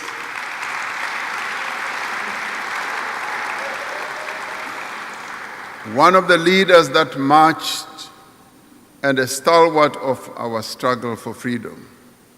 She and many other women who have made enormous sacrifices in our struggle for freedom remind us that women have always been at the forefront of change, ready to stand up, to be counted, to speak out, and never back down in the fight for justice.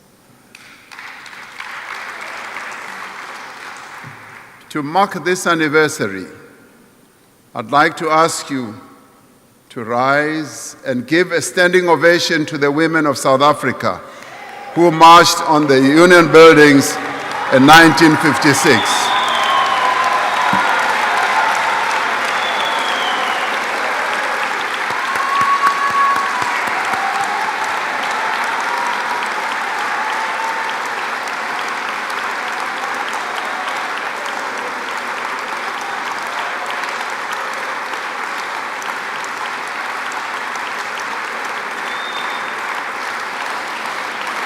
We may be seated.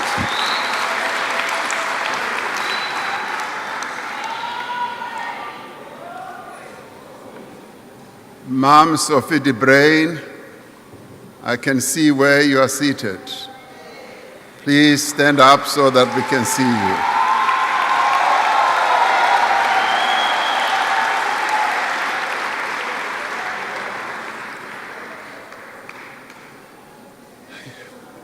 It was 50 years ago, in that same spirit of defiance and struggle, that young people in Soweto walked out of school and marched towards Orlando Stadium to oppose the imposition of Afrikaans as a medium of instruction and the hated system of Bantu education. Their courage in the face of a brutally oppressive regime reverberated around the world and brought renewed attention to our struggle. The determination and sacrifices of the youth of 1976 and the generations of young people that would follow continue to inspire us. We thank the young people of 1976.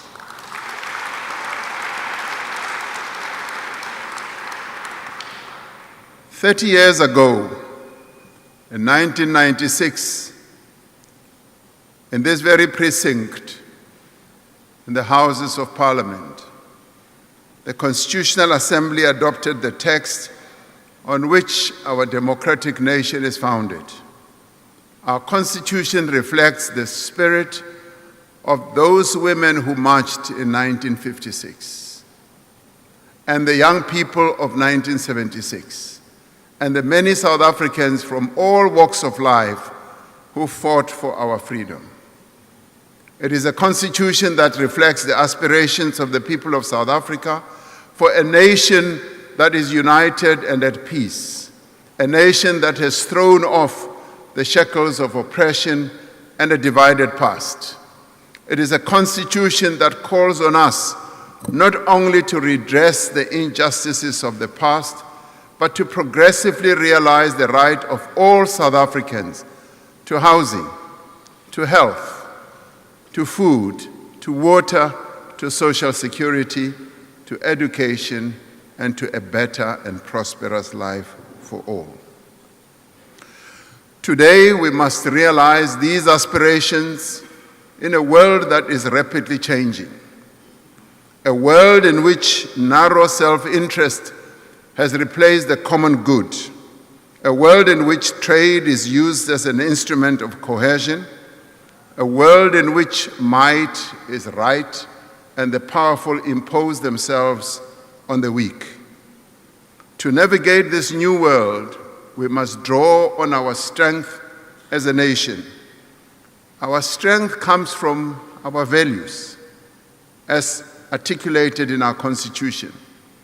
The values of dignity, of equality, of non-racialism, non-sexism, diversity, and of the inherent worth of every person. It comes from our people. Our strength comes from our people, from our tolerance, from our generosity, kindness, and solidarity. It comes from our steadfast commitment to upholding the rights and affirming the dignity of people in our society who face prejudice and discrimination, including persons with disabilities and members of the LGBTQIA+ community. Our strength comes from our determination and resolve. It comes from our creativity and inspiration. As we navigate this new world, we must rely on that strength, the strength that comes from our natural endowments, from the minerals in our earth and the richness of our soil, from the beauty of our mountains and shores. Our strength comes from our institutions, which are robust, independent, and from the spirit of democracy and freedom that lives deep within all of us.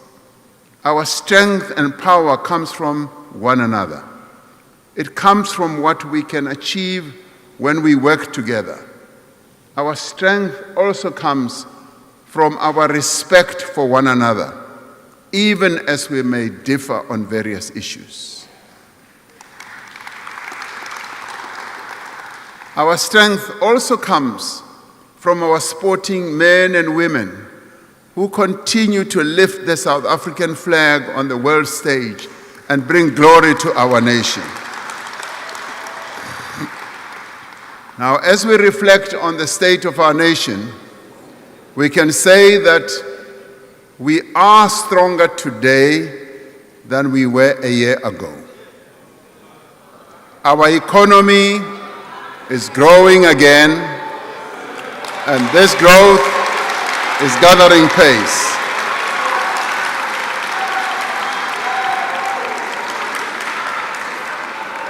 While we have experienced 4 consecutive quarters of GDP growth, we know that it has to grow much higher and much faster to meet our social and economic challenges. We have achieved 2 consecutive primary budget surpluses. Our credit rating has improved. Interest rates are coming down, and inflation is at its lowest level in 20 years. We are on a clear path of stabilizing our national debt. The rand has strengthened against the dollar. The Johannesburg Stock Exchange, the largest stock exchange on the African continent, has performed exceptionally well over the past year. This growth reflects broader economic recovery, investor confidence, and increasing interest in South Africa's economy and equities. Our borrowing costs have been declining. Through Operation Vulindlela, we've made significant progress in accelerating economic reform and opening the way for investment competition. We have brought an end to load shedding and built a more dynamic and resilient energy system. We have made progress in improving the performance of our ports and freight rail lines steadily increasing the volume of goods that we move in and out of our country.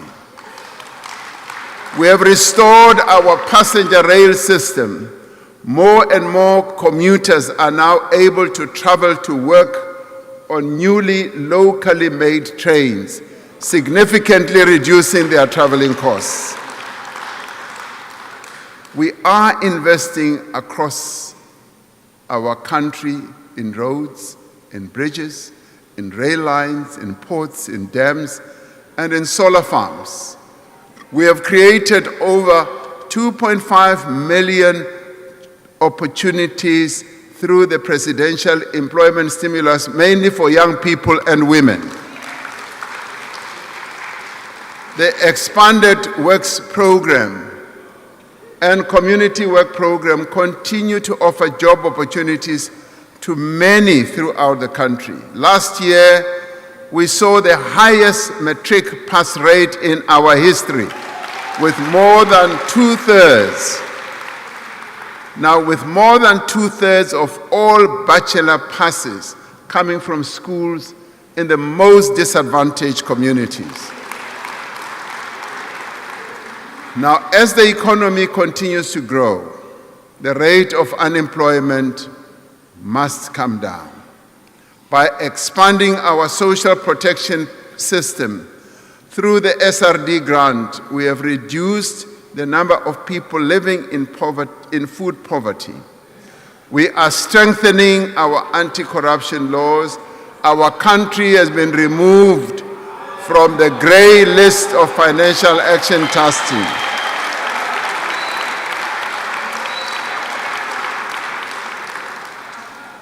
We continue to make the progress that was difficult to make in previous years.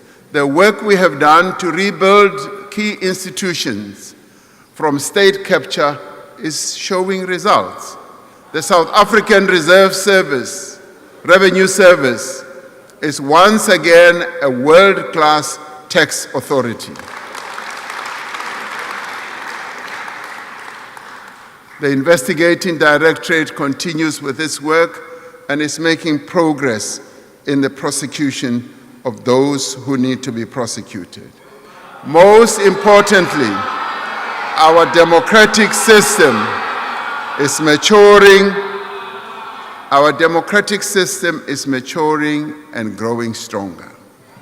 The government of national unity, you will love this, has shown that it is possible for South Africans to come together from across the political spectrum to work on a common agenda for growth and progress.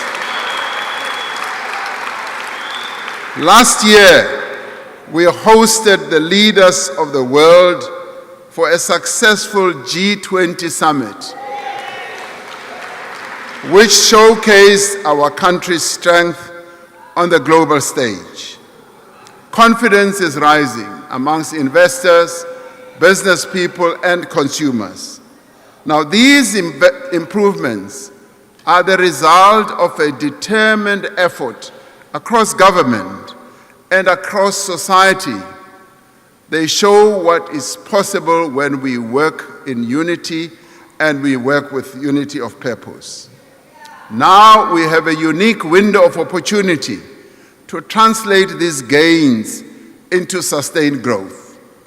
Despite this progress, we must be honest about the challenges that we still face. Although we are moving forward, we must not claim any easy victories. We are still far from where we need to be. For too many people, life remains hard. Jobs are scarce and opportunity is out of reach. South Africans are worried about violent crime and corruption. They are concerned at the state of local government and its inability to deliver basic services in many parts of the country. Above all, they are desperate for work and for an income to support their families. We can only be strong when we are equal. when the progress we have made is shared by all South Africans.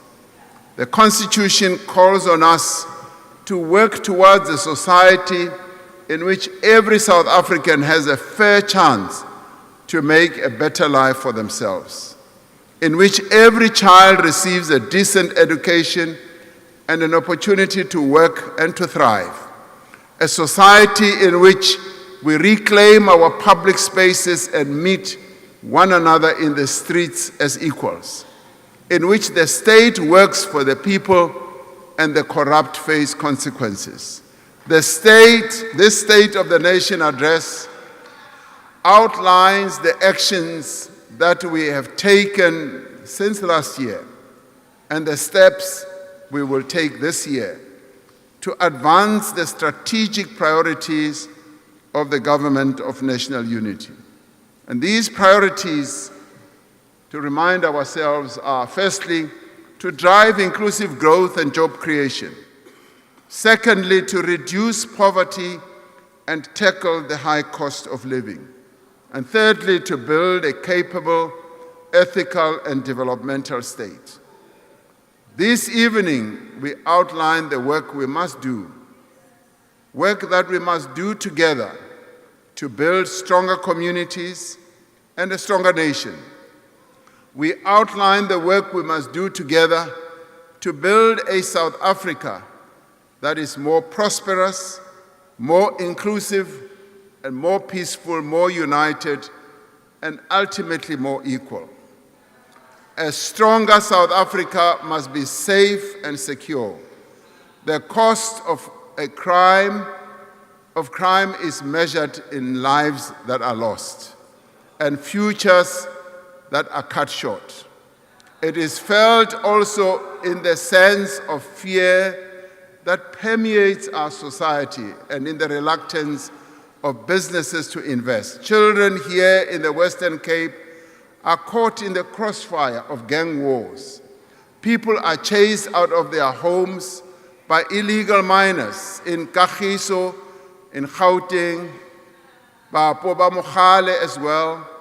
Women are murdered by their partners in their homes. Building sites are shut down by criminals. This must and will change. Organized crime is now the most immediate threat to our democracy, our society, and our economic development. Our primary focus this year is on stepping up the fight against organized crime and criminal syndicates.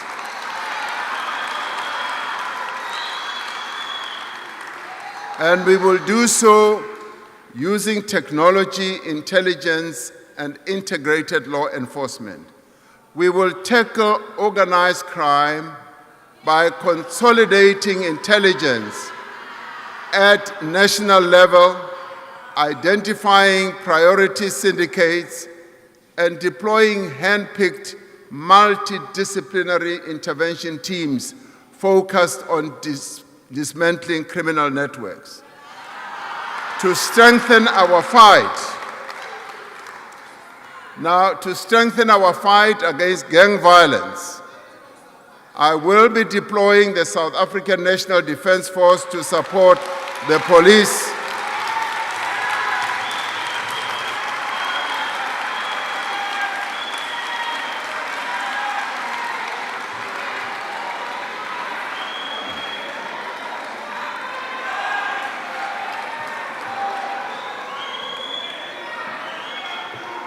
Now, thank you.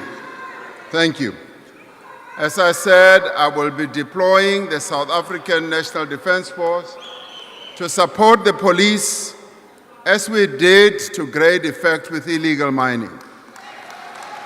I have directed the Minister of Police and the SANDF to develop a technical plan on where our security forces should be deployed within the next few days in the Western Cape and in Gauteng to deal with gang violence and illegal mining. Now, as is required by the Constitution, I will inform the National Assembly and the National Council of Provinces regarding the timing and place of the deployment of our soldiers and what it will cost. We have to act to rid our country of gang violence. At the same time, we are implementing an integrated strategy to address the root causes of crime through coordinated interventions across society, from street lighting to access to social services. We are going to tackle gun crime by streamlining legislation and regulations on licensing, possessing and trading in firearms and ammunition. We will increase enforcement of existing gun laws. We are putting more boots on the ground through the recruitment this year of 5,500 police officers, adding to the 20,000 new officers we announced previously in the State of the Nation address. We are also addressing the threat posed by the infiltration of illegal and counterfeit goods to South African jobs and industry. We are establishing a national illicit economy disruption program that brings together key state agencies and other stakeholders, including the private sector. Through the effective use of data analytics, AI, we will be targeting high-risk sectors like tobacco, fuel, alcohol, and other counterfeit products. The hearings of the Madlanga Commission of Inquiry and the hearings that are going on in the ad hoc committee here have exposed rampant corruption in the SAPS and some metro police departments through the abuse of power. We cannot tolerate this. The rule of law depends on a police service that is ethical, responsive, and rooted in the communities that it serves. The South African Police Service has established a task team to ensure that investigations arising from the Madlanga Commission are undertaken swiftly without interference. The State Security Agency will re-vet the senior management of the South African Police Service and Metro Police Departments. The vetting process will include lifestyle audits as well. As we have successfully done with previous commissions, we will use the recommendations of the Madlanga Commission to make far-reaching changes. We are determined that the Commission's findings and recommendations will lay the basis for a fundamental reform of our criminal justice system.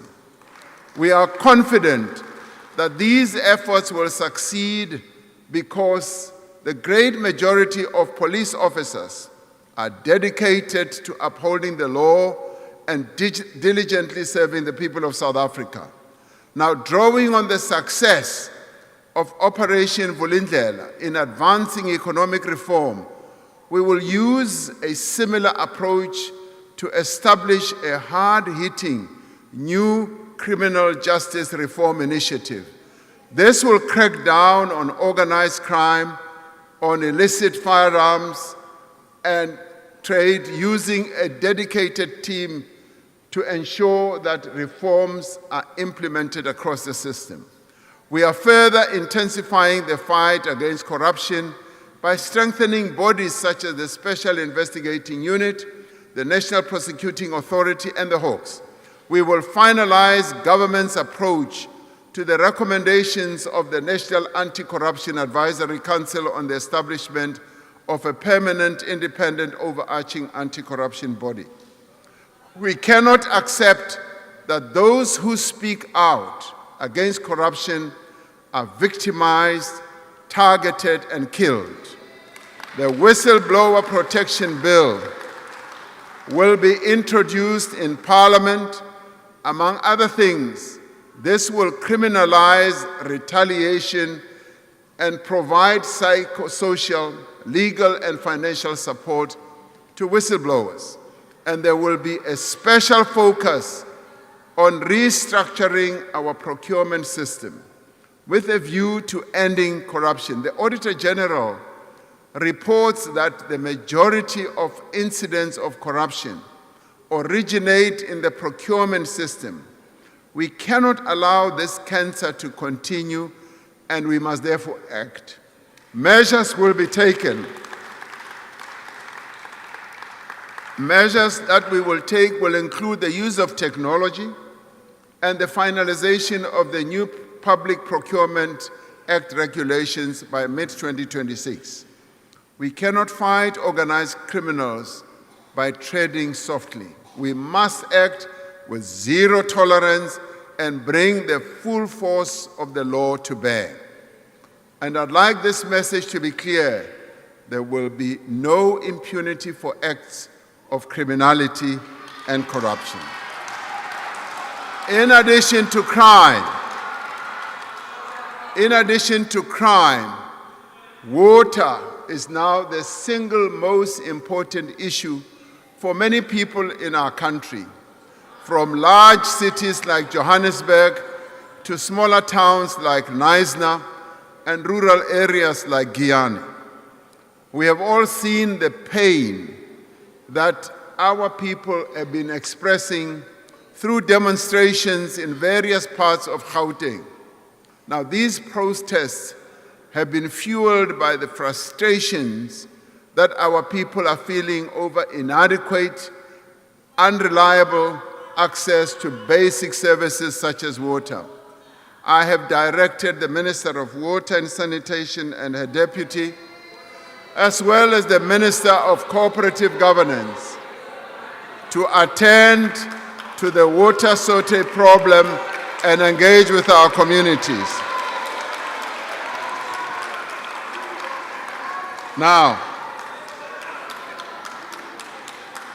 I can see you are excited. As we speak, Order, honorable members. Can we please lessen our voices so that members can hear the message? Thank you. As we speak, they are in Gauteng at the moment, engaging with our people, explaining to them precisely how government intends to immediately deal with the challenges that our people are experiencing. They have informed me that the pipes that had been damaged are being repaired and the reservoirs are filling up again.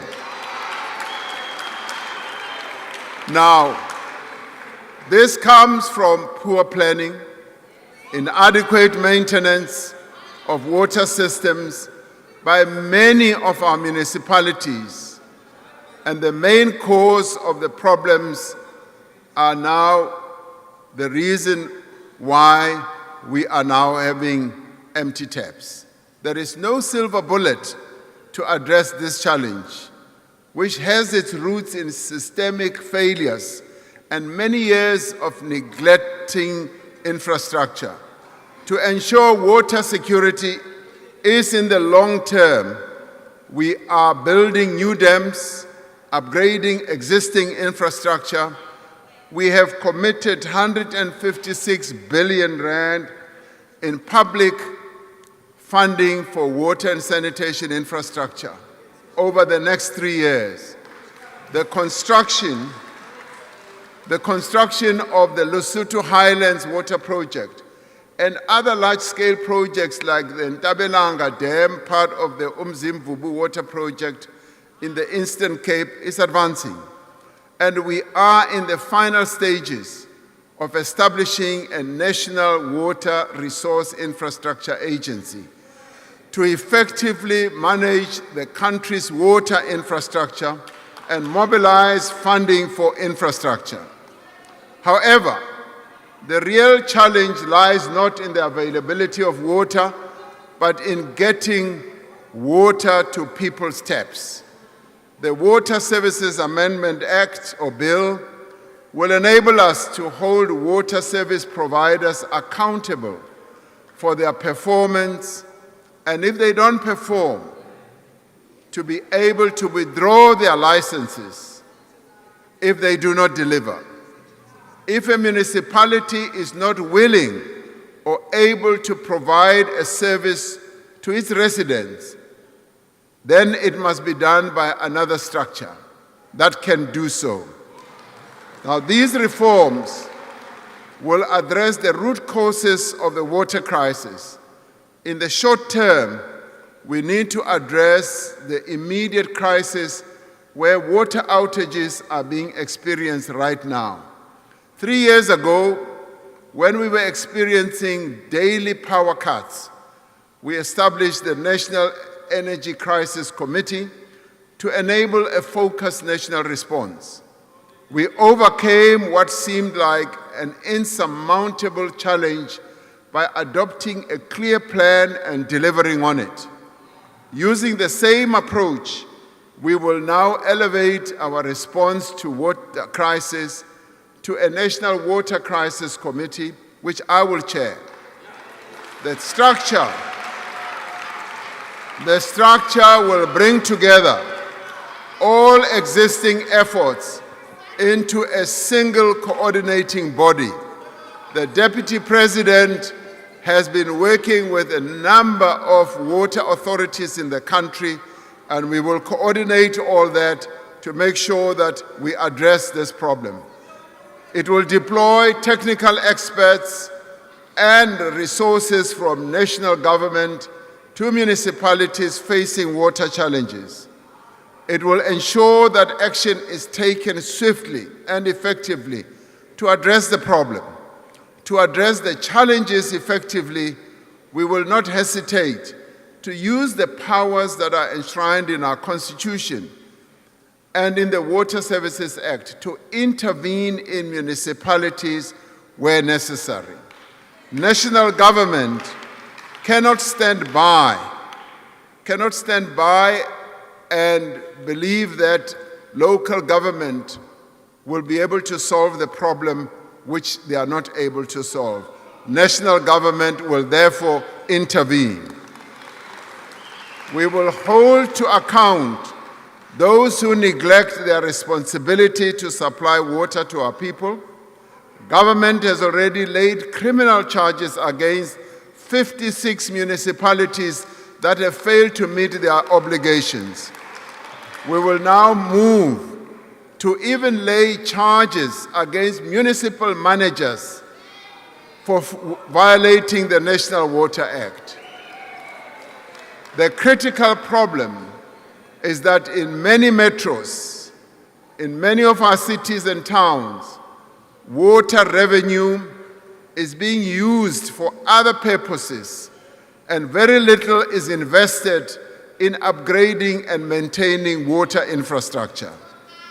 To address this challenge, in line with the commitment that we made last year, we have introduced a new 54 billion rand incentive for metros to reform their water and sanitation electricity services.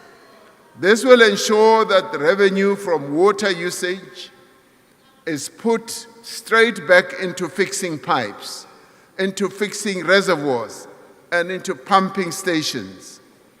Water outages are a symptom of a local government system that is not working.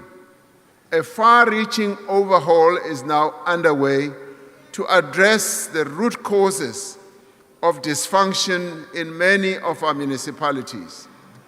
In many places, local government administrations are weak, don't have the capacity, and are also governed by patronage rather than by technical capacity and merit. In her most recent report on local government, the Auditor General said, local government is characterized by inefficient accountability, failing service delivery, poor financial management and governance, weak institutional capability and widespread instability. She says that arresting the decline of local government will require our collective action. We are now taking collective action. Learning from our experience of the past 30 years, we will in the coming months finalize a revised white paper on local government. This will provide solutions for the functioning of an effective local government system. The white paper will reimagine the way that our local government should work. The current system is too complex and fragmented, expecting even small and weak municipalities to take on many responsibilities. We will propose fundamental changes that recognize the reality that some municipalities can take on more functions than others, and that we need a differentiated approach to municipal powers and responsibilities. We're also proposing a more structured cooperation between municipalities and traditional and Khoisan leadership institutions to enable community engagement and shared problem solving. We will ensure that senior officials in local government have the required qualifications and are appointed through an independent process free from political interference. Where municipalities fail, we will strengthen the ability of national government to intervene more quickly and to direct corrective measures in the interest of serving our people better. These changes may be difficult, but they must be done. While these fundamental reforms are underway, we will continue to implement targeted support to improve the delivery of basic services through the presidential working groups on eThekwini and Johannesburg. While we have made progress in stabilizing eThekwini, which has led to investor confidence returning, there is much more that needs to be done in Johannesburg to deal with collapsing infrastructure, financial mismanagement, and electricity and water interruptions. The same applies to a few other metros in our country as well. There are many committed people with skills and experience working in local government. It is our responsibility to remake, reorganize, and better resource municipalities so that they can continue doing their work. As a country, we're increasingly vulnerable to extreme weather conditions. And just a few weeks ago, catastrophic flooding in Limpopo and Mpumalanga, as well as parts of KZN, caused the loss of a number of lives and widespread destruction of homes, schools, clinics, and other infrastructure. I visited Giyani, and where there were 16 houses, nicely built houses, as we arrived, it was just an open field. The houses had been washed away. It was like there were no houses ever before. The foundations, the roofs, and all that had been washed away. The classification of floods as a national disaster has enabled national and provincial government to prioritize funding to address the most pressing needs of the people who are affected. A stronger South Africa depends on a growing economy. For more than 15 years, our economy has experienced low growth. All our actions are now driven by the need for rapid and inclusive economic growth to create more jobs and to create, for that matter, better quality jobs. To give effect to the medium-term development plan, Cabinet has approved a comprehensive implementation plan to drive growth and inclusion. Through this plan, we are working to revive growth by creating conditions for firms or companies to invest by maintaining a clear and stable macroeconomic framework, investing in infrastructure that works, creating a conducive regulatory framework that supports growth and enables competition, and a focused and forward-looking industrial policy. The foundations of this plan is investment, particularly in public infrastructure, as well as labor-intensive growth sectors that are capable of future growth. Now, these include the digital and green economy, where young people will find employment opportunities. Infrastructure is much more than an investment in brick, mortar, concrete, and steel. It is an investment in jobs, in productivity, in growth. For many years, fixed investment has been declining. We are now changing all that. Government has committed more than 1 trillion rand in public investment over 3 years to build and maintain infrastructure. This is the largest allocation of its kind in our country's history, and it will be transformative. It will create jobs. Through the Infrastructure Fund and the new regulations for public-private partnerships, we are using innovative funding models, reducing risk and attracting investors to fast-track projects in energy, in water, in transport, and in the digital infrastructure. We launched our first ever infrastructure bond to raise funding for the infrastructure drive that we have embarked upon, which was more than 2 times oversubscribed, showing that when we have put our resolve forward and have put forward innovative ways of raising money, those with money, the private sector, do respond. Disputes arising from implementation of tenders often delay the implementation of necessary infrastructure. We often find that when an infrastructure project is about to be embarked upon, competitors start taking each other to court, and waiting for the long court process always delays the start of those projects. To prevent undue delays in critical projects, we will establish specialized courts for commercial matters with dedicated judges and dedicated court roles to ensure faster outcomes in matters that have a bearing on the economy and development. This will speed up the development of our infrastructure. This year, we will begin the work to establish a professional state property company to transform the 88,000 buildings and 5 million hectares of land owned by the state into professionally managed engines of growth and development. I see you like this one very much. I will repeat it.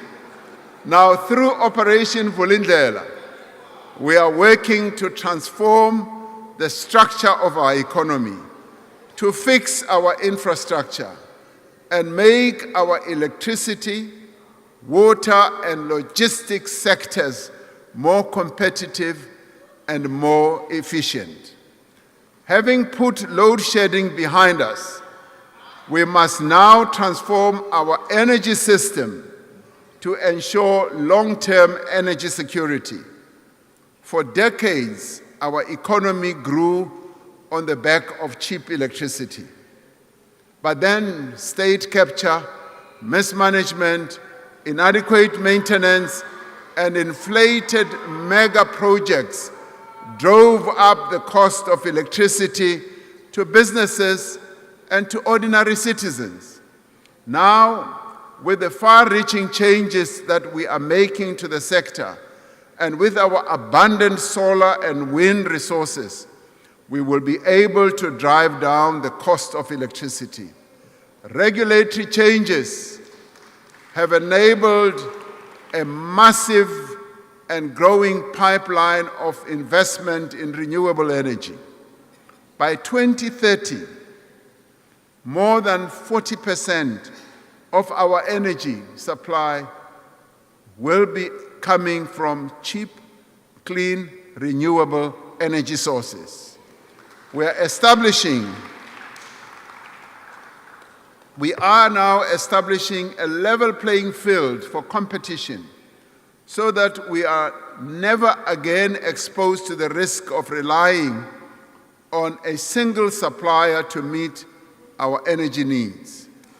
We are restructuring ESCOM and establishing a fully independent state-owned transmission entity, as I have said before.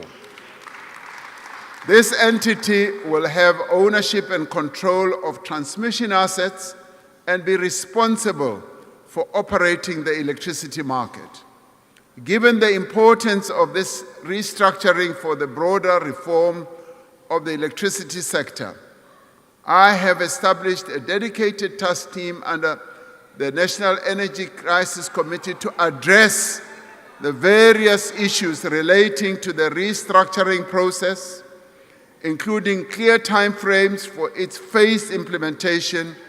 The Minister of Electricity and Energy, Minister of Finance, and the Minister of the Presidency, and other ministers will all work together to make sure that we come up with clear proposals and timelines and how this will be phased in terms of implementation.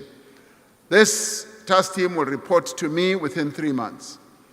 In addition, we will this year commence the first round of independent transmission projects to enable private investment in expanding our national grid. There has been tremendous interest. There's been tremendous interest in investments in our transmission process. We will work in each province to address transformer overloading, illegal connections, and equipment failure with the objective of eradicating load reduction by next year. We are committed to the path that we have embarked upon to modernize our energy system. We have begun to turn around the performance of our rail system and ports so that our businesses can get their products to global markets.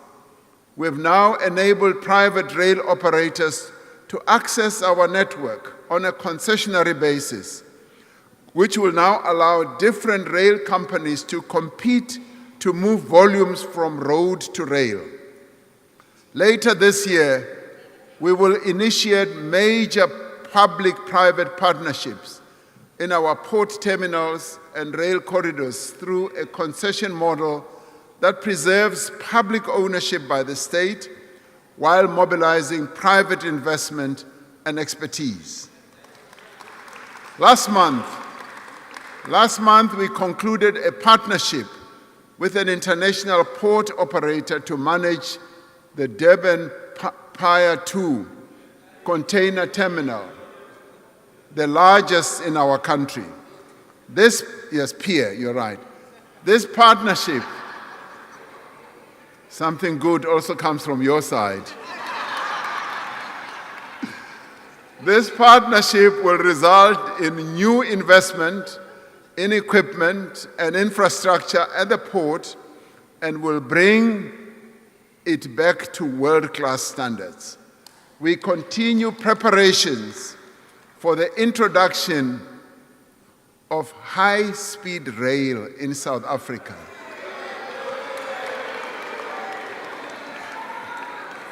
I know you love this one. Now I've been saying that we would like this to cover initially routes such as Johannesburg and Musina and eThekwini to Johannesburg. Now, It often takes, high-speed trains are happening in many parts of the world. They have cut down the time of travel, and in my book, it should no longer take 5 to 6 hours to travel from eThekwini or Durban to Johannesburg, 4.5 hours from Johannesburg to Messina, when it can be done in a much shorter space of time. Our people want it, and progress is now being made. Nearly 30 companies indicated their willingness to participate in high-speed rail corridors when we put out the request for information last year. We are preparing to send out a request for proposals which will introduce a new era of long-distance rail travel in South Africa at a faster pace. We are determined to compete in a rapidly changing global economy. Our industrial policy focuses on areas where we have competitive advantage, where we can create jobs, and where we can drive up exports. Our trade policy is aimed at promoting sustainable development, growth, and strengthening our international partnerships. In a world where countries are looking to diversify their supply chains, we have an opportunity to ramp up our exports across the globe. We have a diverse economy, high-quality manufacturing facilities, and strong regulatory frameworks. We are strengthening our capacity for trade negotiations and expanding our missions abroad to drive economic diplomacy. Amid the turmoil in the global economy, we are supporting our established industries in the face of strong headwinds. We have moved to revive our ferrochrome industry and to protect jobs in our steel industry, in our automotive and other sectors which employ hundreds of thousands of South Africans in good quality jobs. Ministers are crunching the numbers on a daily basis, seeking to protect the jobs that could be lost through the decline of these industries that are now facing fierce competition. We are working with businesses and workers to close loopholes in our tariff structure and develop additional measures to protect and grow our manufacturing base. As we protect jobs in vulnerable industries, we remain focused on sectors that will drive future growth. We know that we can create millions of good quality jobs in sectors like agriculture, mining, in services industry, as well as in the green economy. These are areas where we can be more than competitive. We can be the best in the world. Our agricultural sector is expanding rapidly. Already we are the second largest exporter of citrus fruit in the world. We are opening new markets for our exports, from citrus to avocados to maize, livestock, grapes, and wine.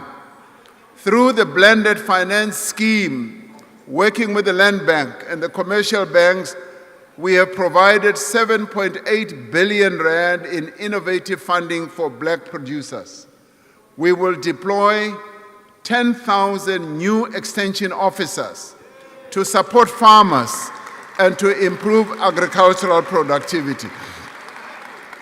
This will give rise to many opportunities for young people to be employed in the agricultural sector.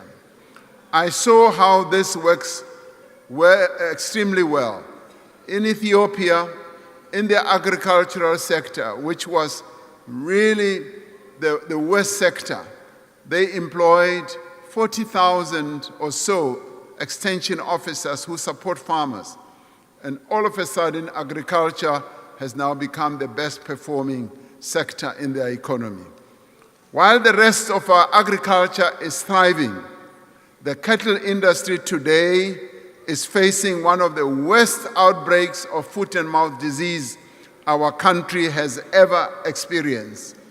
This disease is damaging our economy, resulting in export bans, trade restrictions, and the devastation of herds. We have decided to vaccinate the entire national herd of 14 million cattle. This requires 28 million vaccines over the next few months. The state will facilitate the acquisition of the vaccine centrally to ensure that we get the right vaccine for the particular strain of the virus in South Africa.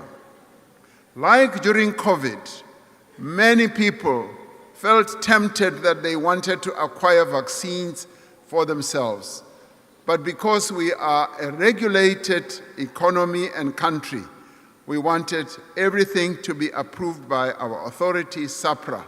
Similarly, in this case, with cattle vaccines, SAPRA, our authority, will be the one single organization that will give approval. We will work closely with the private sector to enable an efficient rollout, and most importantly, we will ensure that commercial, private, and communal farmers have immediate access to vaccines. Now, I have established a task team made up of farming organizations, yes,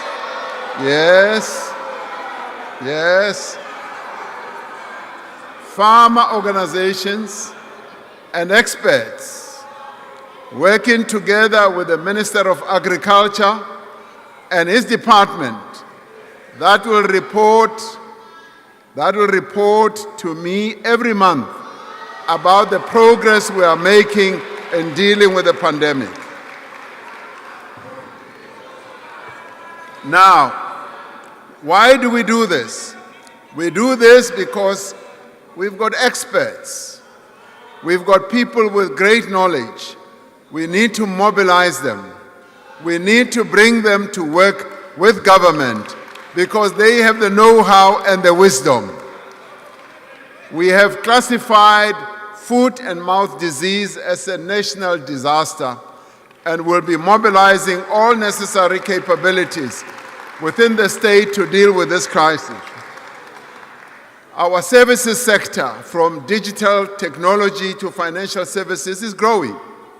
Our financial institutions are some of the best in the world, and they have the ability to compete in Africa and across the globe. We are attracting major investment in digital infrastructure with 55 data centers already built and more than 50 billion of investment expected over the next few years. Tourism is a vital driver of economic growth. With every 13 international tourist arrival, they support one job.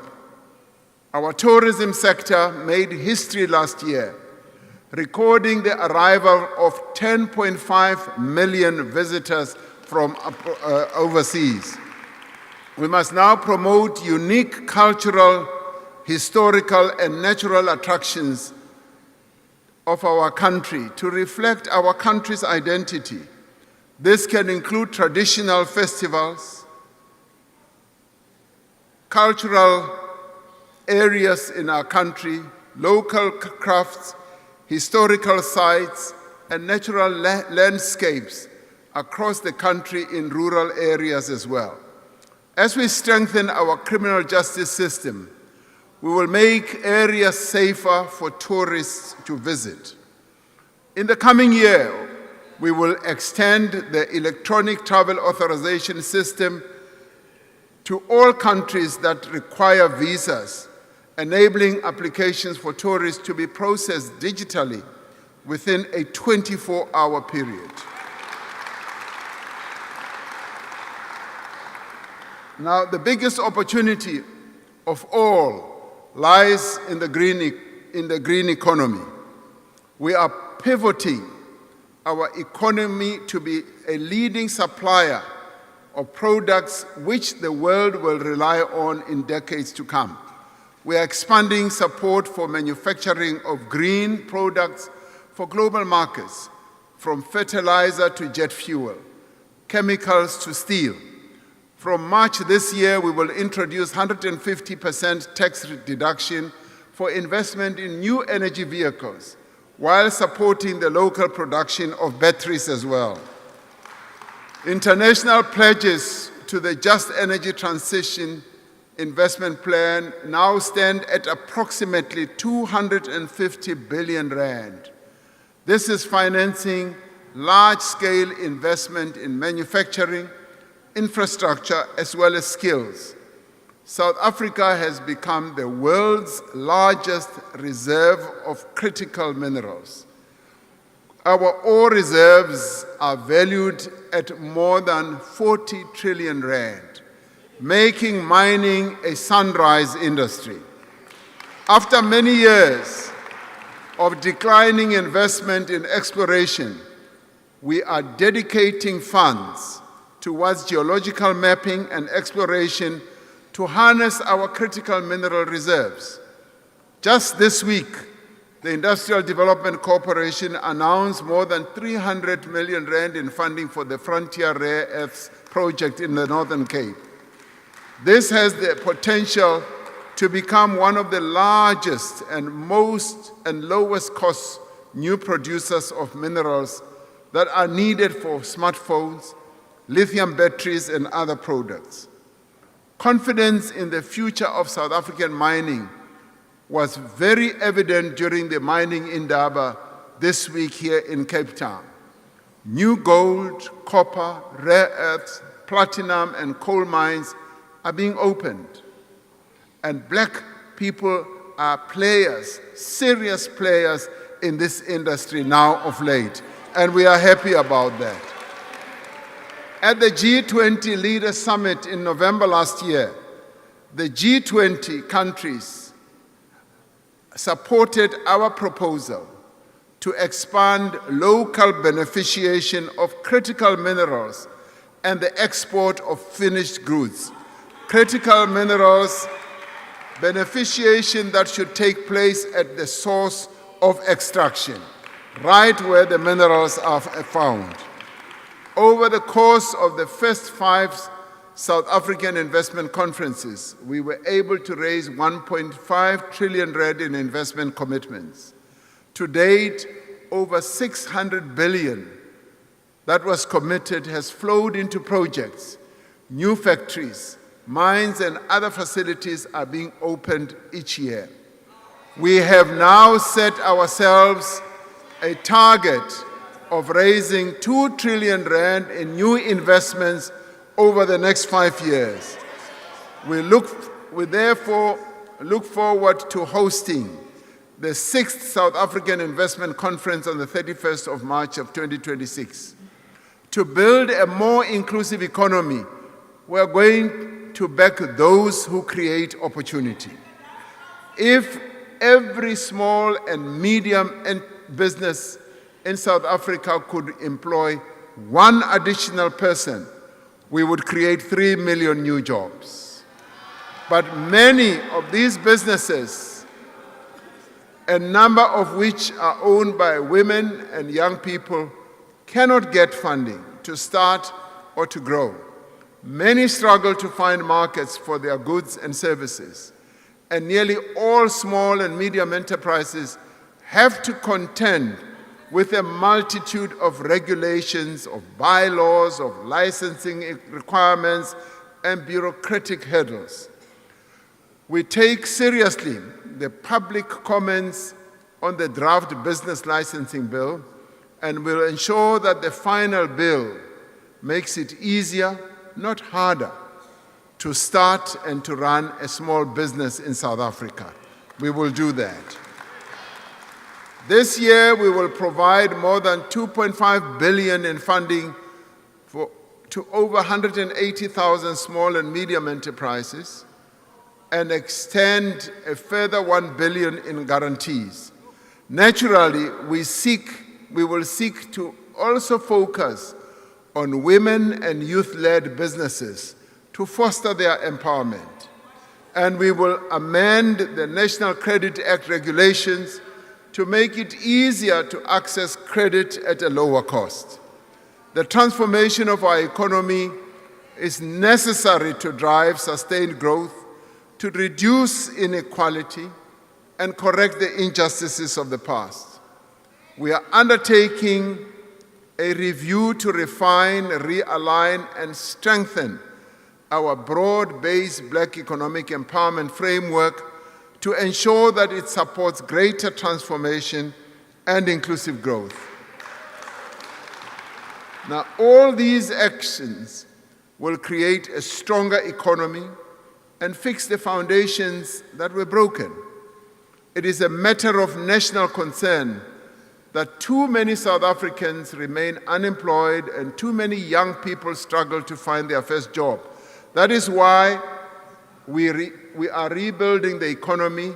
We are creating work and livelihood opportunities on a scale through public and social employment programs.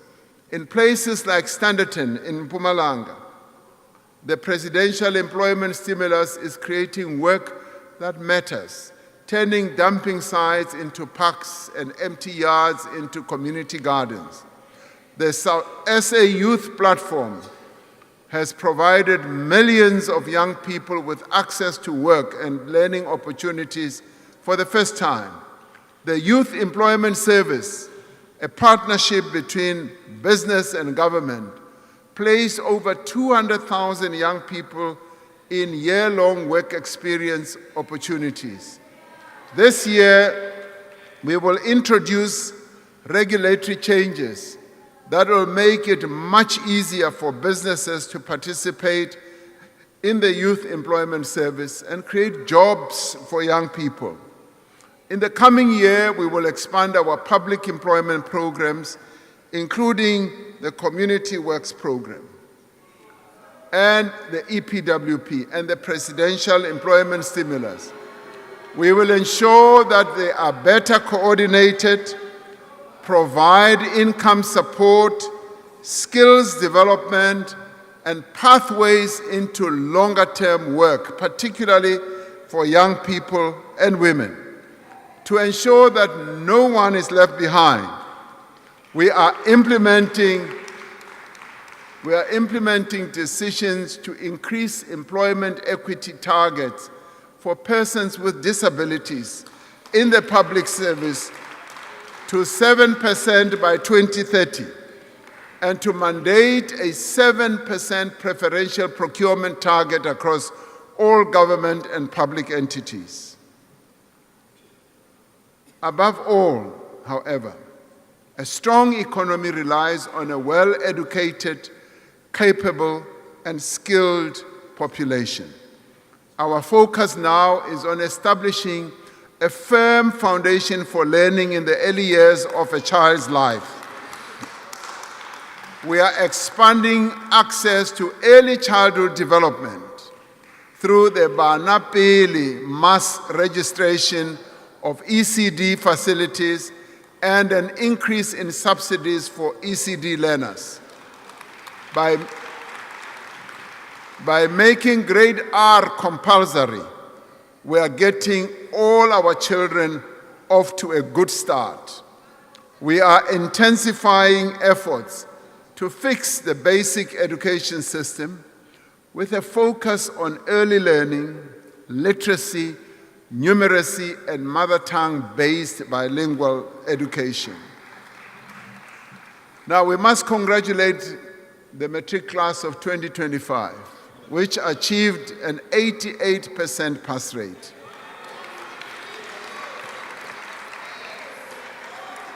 Now, this is the highest pass rate in our history, reflecting both commitment of the learners and the interventions we have made to improve learning, but we also congratulate them for the sacrifices they themselves have made to get where they are. As we welcome improvements in the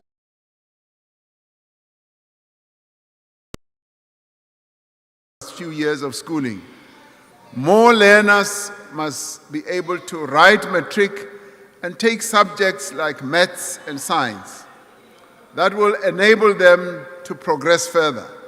To enable the youth today to transform our society and secure their future, we are preparing the ground for a skills revolution.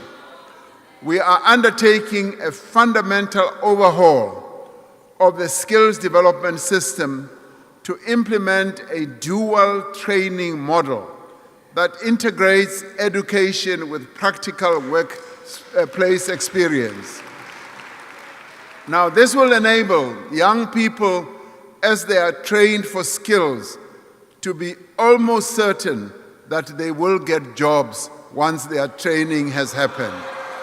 We will reform and reduce the number of sector education training authorities, SETAs, to improve governance, strengthen industry participation, raise the quality of training, and better align skills development with the needs of the economy. Now, this includes improving the use of TVET colleges as the primary sites for occupational training and artisan development.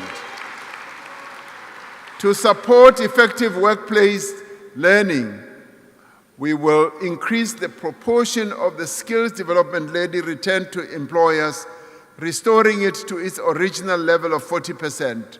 We will also transform the National Skills Fund into a more agile, outcomes-driven instrument that supports unemployed young people to access workplace experience and employment, building on successful initiatives such as Job Boost. These reforms will ensure that various training programs that we have in government are a door to opportunity, not a dead end. To absorb the increasing number of young people passing matric, we will expand opportunities for young people to enter institutions of higher learning. I have directed the Ministers of Finance and Higher Education to work on a proposal for us to build more universities and TVET colleges for specialized areas of focus.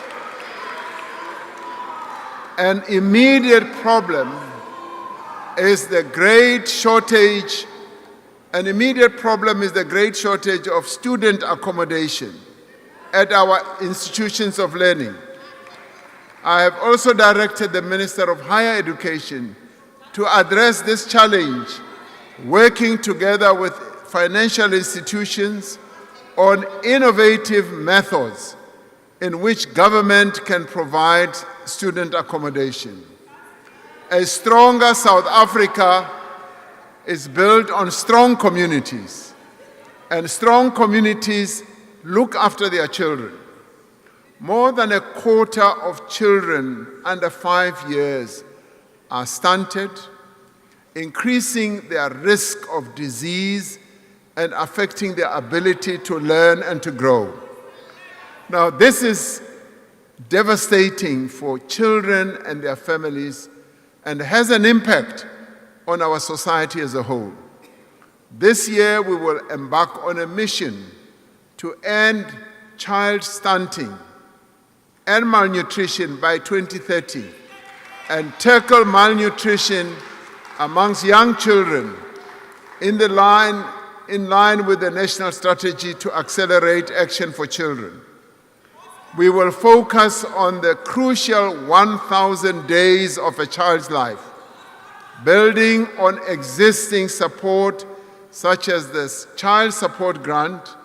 We will implement targeted interventions to ensure that pregnant women and low birth weight children get the protein and nutrients that they need. This is a massive crisis that demands attention and resources. Now, the medium-term budget statement that will be presented by the Minister later this year will set out a clear allocation for the actions that we need to take. A major contributor to child stunting is excessive alcohol consumption. which can affect a child's development during pregnancy. Alcohol abuse leads to violence, leads to road accidents and crime. Now, to address this scourge, we call on provincial governments to strengthen the regulation of alcohol by limiting the density of alcohol outlets, restricting trading hours, and ending the sale of alcohol in large containers. As national government, we propose measures to curb excessive alcohol use, including minimum unit pricing or higher excise duties and greater restrictions on alcohol advertising, which we are consulting with the stakeholders. Now, since it was introduced during COVID-19, the Social Relief of Distress Grant has kept millions of South Africans out of food poverty. As a transformative instrument to improve the lives of the poorest and the most vulnerable people, this grant will be continued into the future. This year, we will redesign the grant to more effectively support livelihoods, skills development, work opportunities, and productive activity. We know that most of the money provided through the social grants is spent on food and transport. In our cities and towns, most people live far away from workplaces and services. We are remaking our cities and reducing the cost of living for working families by expanding affordable housing and revitalizing commuter rail. We are introducing a new model for housing where people are given subsidies for ownership and rental in areas that are suitable for them. We are shifting from building houses for people to supporting them to build, to buy or to rent their own houses. Yesterday marked the 60th anniversary of the declaration of District 6 here in this city as a white group area. A couple of 100 meters from here where we are, more than 60,000 residents were forcibly removed and relocated to the Cape Flats. The destruction of District 6 is a painful reminder of our shared responsibility to redress the injustices of the past and to build vibrant and cohesive communities. The restitution claim lodged in 1998 affirmed the lawful right of former residents of District 6 and their descendants to come home. That return has required court supervision, detailed planning, and sustained public investment. Many homes have now been completed and handed over to verified claimants. With 500 million rand allocated to this work, we are proceeding with phase 4 of the construction. The restoration of District 6 is a goal we all seek and a responsibility that we must all shoulder. We are working to build a healthy nation. As part of preparation for the National Health Insurance, we are investing in health facilities, in personnel and systems to improve access to quality care. We will be undertaking substantial investment in health infrastructure, prioritizing the construction and revitalization of our academic hospitals. On a recent visit that I undertook, led by Minister Motsoaledi, to George Mkhari Hospital in Ga-Rankuwa, I witnessed the dire effects of inadequate health infrastructure. Starting with George Mkhari Hospital, we will be working with various public and private financing institutions to finance the building and revitalization of that hospital as well as other healthcare facilities. Now, as a nation, we are finally able to imagine a country without HIV/AIDS. In support of our program to prevent and ultimately to eliminate HIV, we will be undertaking a massive rollout of lenacapavir, a 6-monthly injection that has proven highly effective in preventing transmission of HIV. We are also working to end cervical cancer in our country by mobilizing society to ensure that every young girl between the ages of 9 and 15 receives HPV vaccine. Last year we classified gender-based violence and femicide as a national disaster. Now, through this classification, we are able to better coordinate our response and direct efforts towards the most impactful interventions. Building on the National Strategic Plan, we will mobilize all sectors of society through communication and social mobilization to challenge harmful attitudes and practices. We will continue to promote women's economic empowerment through training, financial support, and preferential procurement. We will strengthen law enforcement through faster investigation, improved case management, expanded sexual offenses courts, and action against repeat offenders. We will scale up survivor center support, ensuring access to shelters, one-stop service centers, mobile and rural outreach, and the placement of social workers in our police stations. Illegal immigration continues to pose a risk to our security, our stability, and economic progress. We will address this problem while ensuring that the fundamental rights of every person in this country are upheld and protected. This year, we will take additional steps to secure our borders.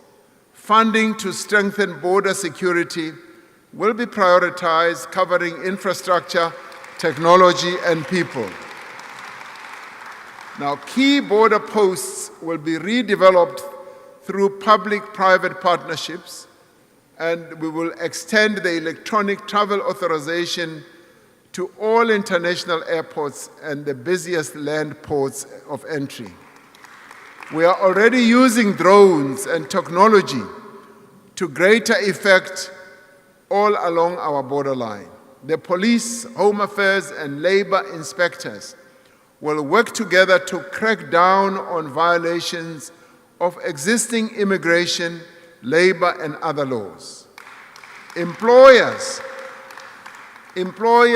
who hire foreign nationals without the required permits or visas will face the full might of the law.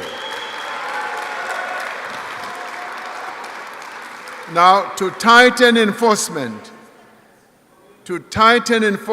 we will hire an additional 10,000 labor inspectors this year. As we undertake these interventions, we insist that the laws of our country must be observed by everyone. We will not tolerate violence and acts of lawlessness directed at foreign nationals. No foreign national should be unlawfully barred from accessing public facilities, including health facilities and schools. To build a stronger South Africa, we need an ethical and capable developmental state.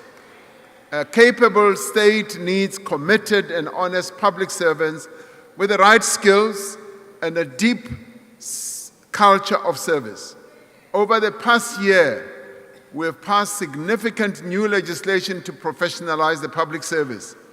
The Public Service Amendment Bill will protect key appointments from political interference and ensure that capable and qualified people are appointed to senior positions on the basis of their suitability for the job. Lifestyle audits have been made mandatory for senior public servants, reaching 93% compliance across departments.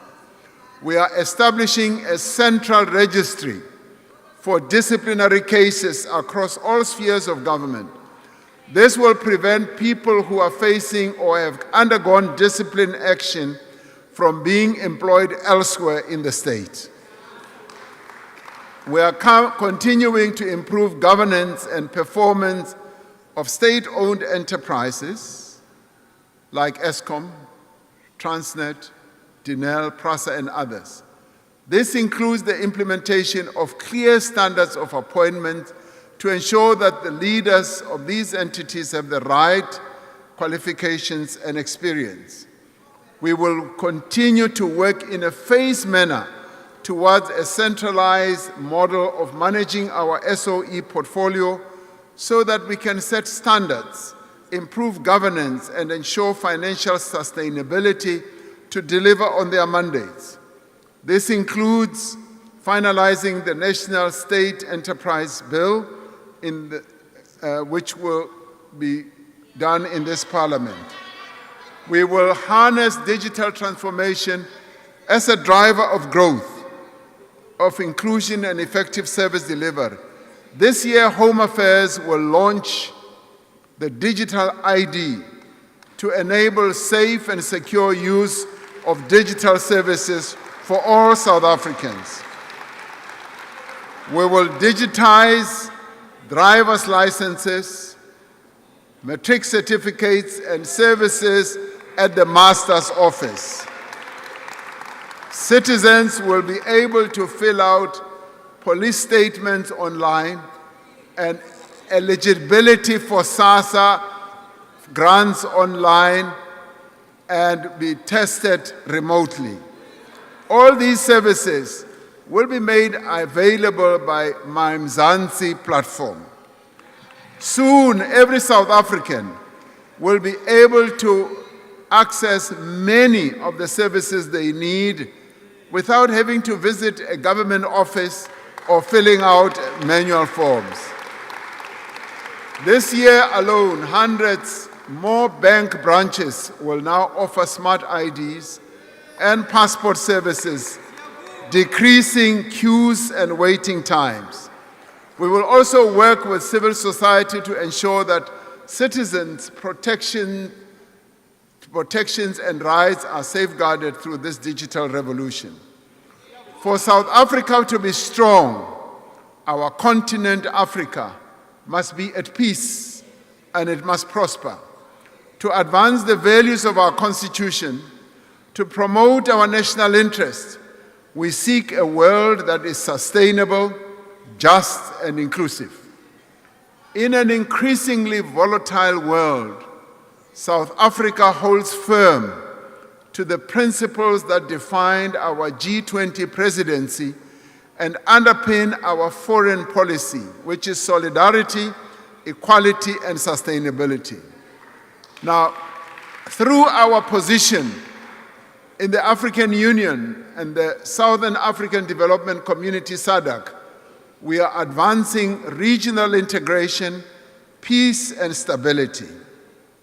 We know that we are using our international relations to support domestic economic priorities, including manufacturing, value addition, and export growth. We are contributing to the implementation of the African Continental Free Trade Area to expand trade between African countries, to drive industrialization, and to create jobs. South African firms, our banks, our farmers, our manufacturers will be leading suppliers to an African market of 1.4 billion people whose working age population will double in the next 25 years. We are building mutually beneficial relations with all countries on terms of equality and respect. Now, in a world where powerful nations often assert their dominance and influence over less powerful nations, our country's commitment to sovereignty and self-determination is sacrosanct. It is not negotiable. And we will stand firm on our sovereignty and promote our national interests, our values, and the rights of our people. We are clear that we will continue to respect the rights and sovereignty of other nations. But we must be equally clear that we will not be bullied by any other country in the world. We will forge strong partnerships with like-minded countries to increase our shared resilience to global disruptions. Building on our presidency of the G20, which all attest to having been very successful, we continue to advance the priorities of the Global South. Now, these include inclusive growth, debt relief, climate action, reform of global governance institutions, and the beneficiation of critical minerals at source, as we said. Drawing on the work of the G20 Extraordinary Committee on Global Inequality, we are working with other international partners towards launching the International Panel on Inequality. This is an important pillar of the global effort to reduce inequality within and between nations. We continue to champion multilateralism and strengthen humanitarian diplomacy. South Africa remains clear and a consistent voice for international law, for justice, and for human rights. South Africa will continue to support conflict prevention and peacekeeping efforts of the United Nations, the African Union, and SADC. We are proud of the participation of South African soldiers in peacekeeping missions in many parts of our continent since the advent of democracy. We have requested the United Nations to allow us to withdraw our troops from the UN mission in the DRC, where they were serving under MONUSCO, with a view of consolidating our own defense force and strengthening it. We cannot consider ourselves free as long as the people of Palestine, of Cuba, of Sudan, and Western Sahara, and elsewhere suffer occupation, oppression, and war. So, fellow South Africans, our nation has reached what many people are saying is a turning point. We are leaving behind an era of decline and turning towards an era of prosperity and growth. We have done much to overcome the effects of state capture, COVID-19, and the public unrest of 2021, and the devastating floods of the following year. We are turning towards hope, towards the reality of a better future for all. The progress we have made over the last 5 years does give us hope and encouragement. It shows what we can achieve when we work together. Now is not the time to rest. Now is the time for all South Africans to be part of taking our country forward.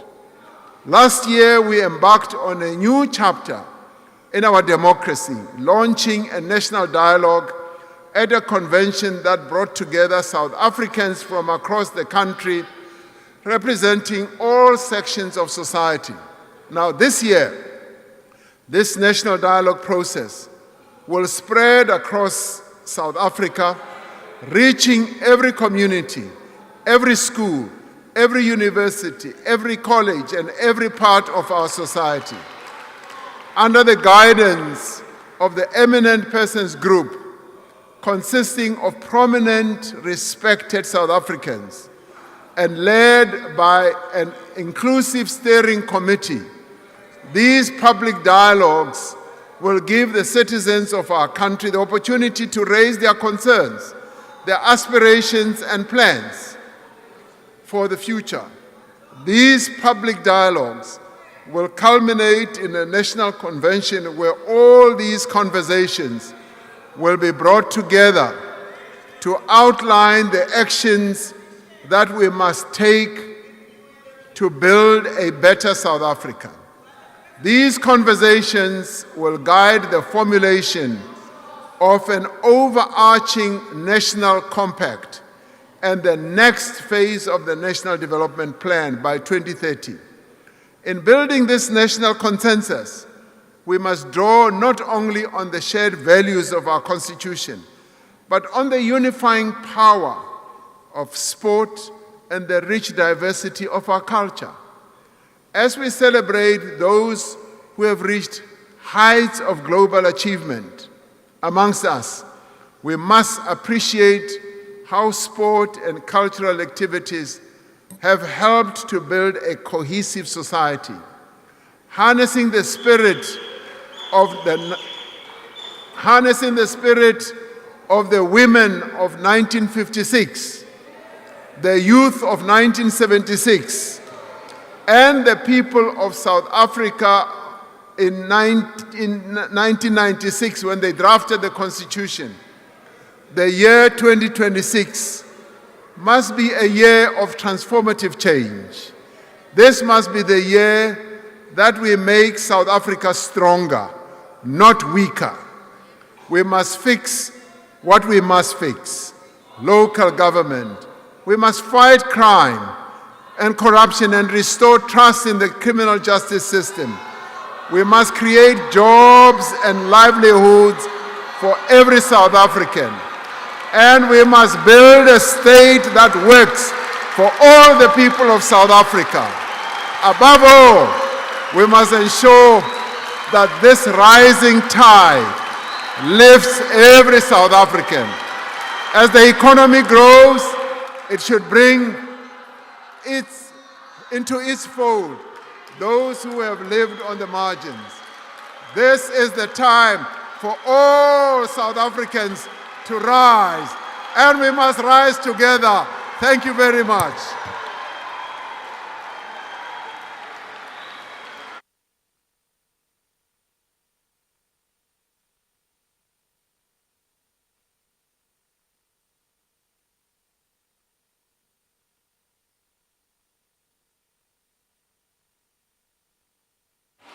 Thank you very much, honorable members. You may take your seats. Order, honorable members. Order, honorable members. The House is still in procession. Order, honorable members. I thank the President for a well-delivered State of the Nation address. After I have adjourned this joint sitting, members are requested to rise and remain at their places until the procession has left the chamber. The guests in the gallery should remain seated until the judiciary has left. The ushers will then indicate when doors are open. The procession led by the usher of the Black Rod and the acting Sergeant-at-Arms will leave the chamber in the following order: the Speaker of the National Assembly, the Chairperson of the National Council of Provinces, the President, the Deputy Speaker of the National Assembly, the Deputy Chairperson of the National Council of Provinces, the Deputy President, the Secretary to Parliament. Honorable members, that concludes the business of the day. The joint sitting is adjourned.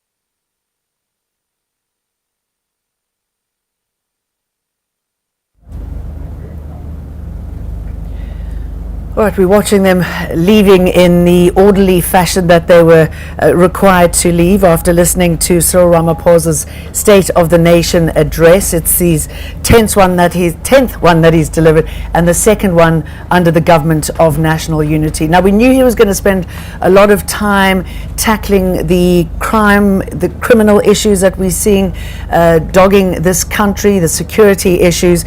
And what really stood out for me, though, was the pledge to send in the Defence Force to tackle gang violence in the Western Cape. This is a request that's been out there for a while, so that's going to happen. The Defence Force will also be used in the fight against organised crime. The State Security Agency will re-vet police in the top ranks, because one of the issues we've seen in the Madlanga Commission of Inquiry and the ad hoc committee is the infiltration of problematic people within the police and the security forces. He said there's going to be a new criminal justice reform initiative, a whistleblower protection bill which has been introduced, and it'll give them financial support as well to whistleblowers, and the use of technology will be increased in the role of fighting organized crime. He likened the scourge of crime to the water issue that we're seeing in this country, and he will himself oversee the water committee. He's also committed 1.56 billion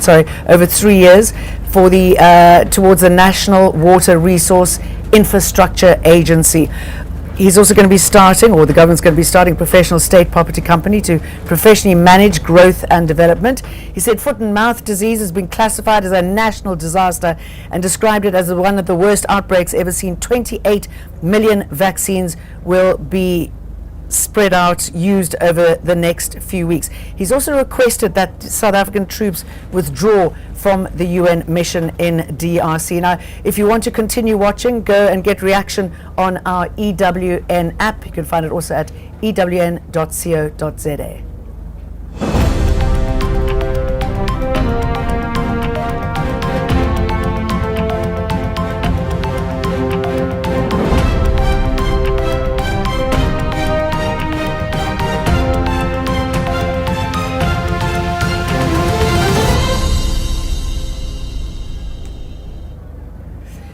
Sunusha Naidu joins me. We've both been listening in on the speech, and as we expected, a big emphasis on fighting crime, what's going to be done about it. The real stand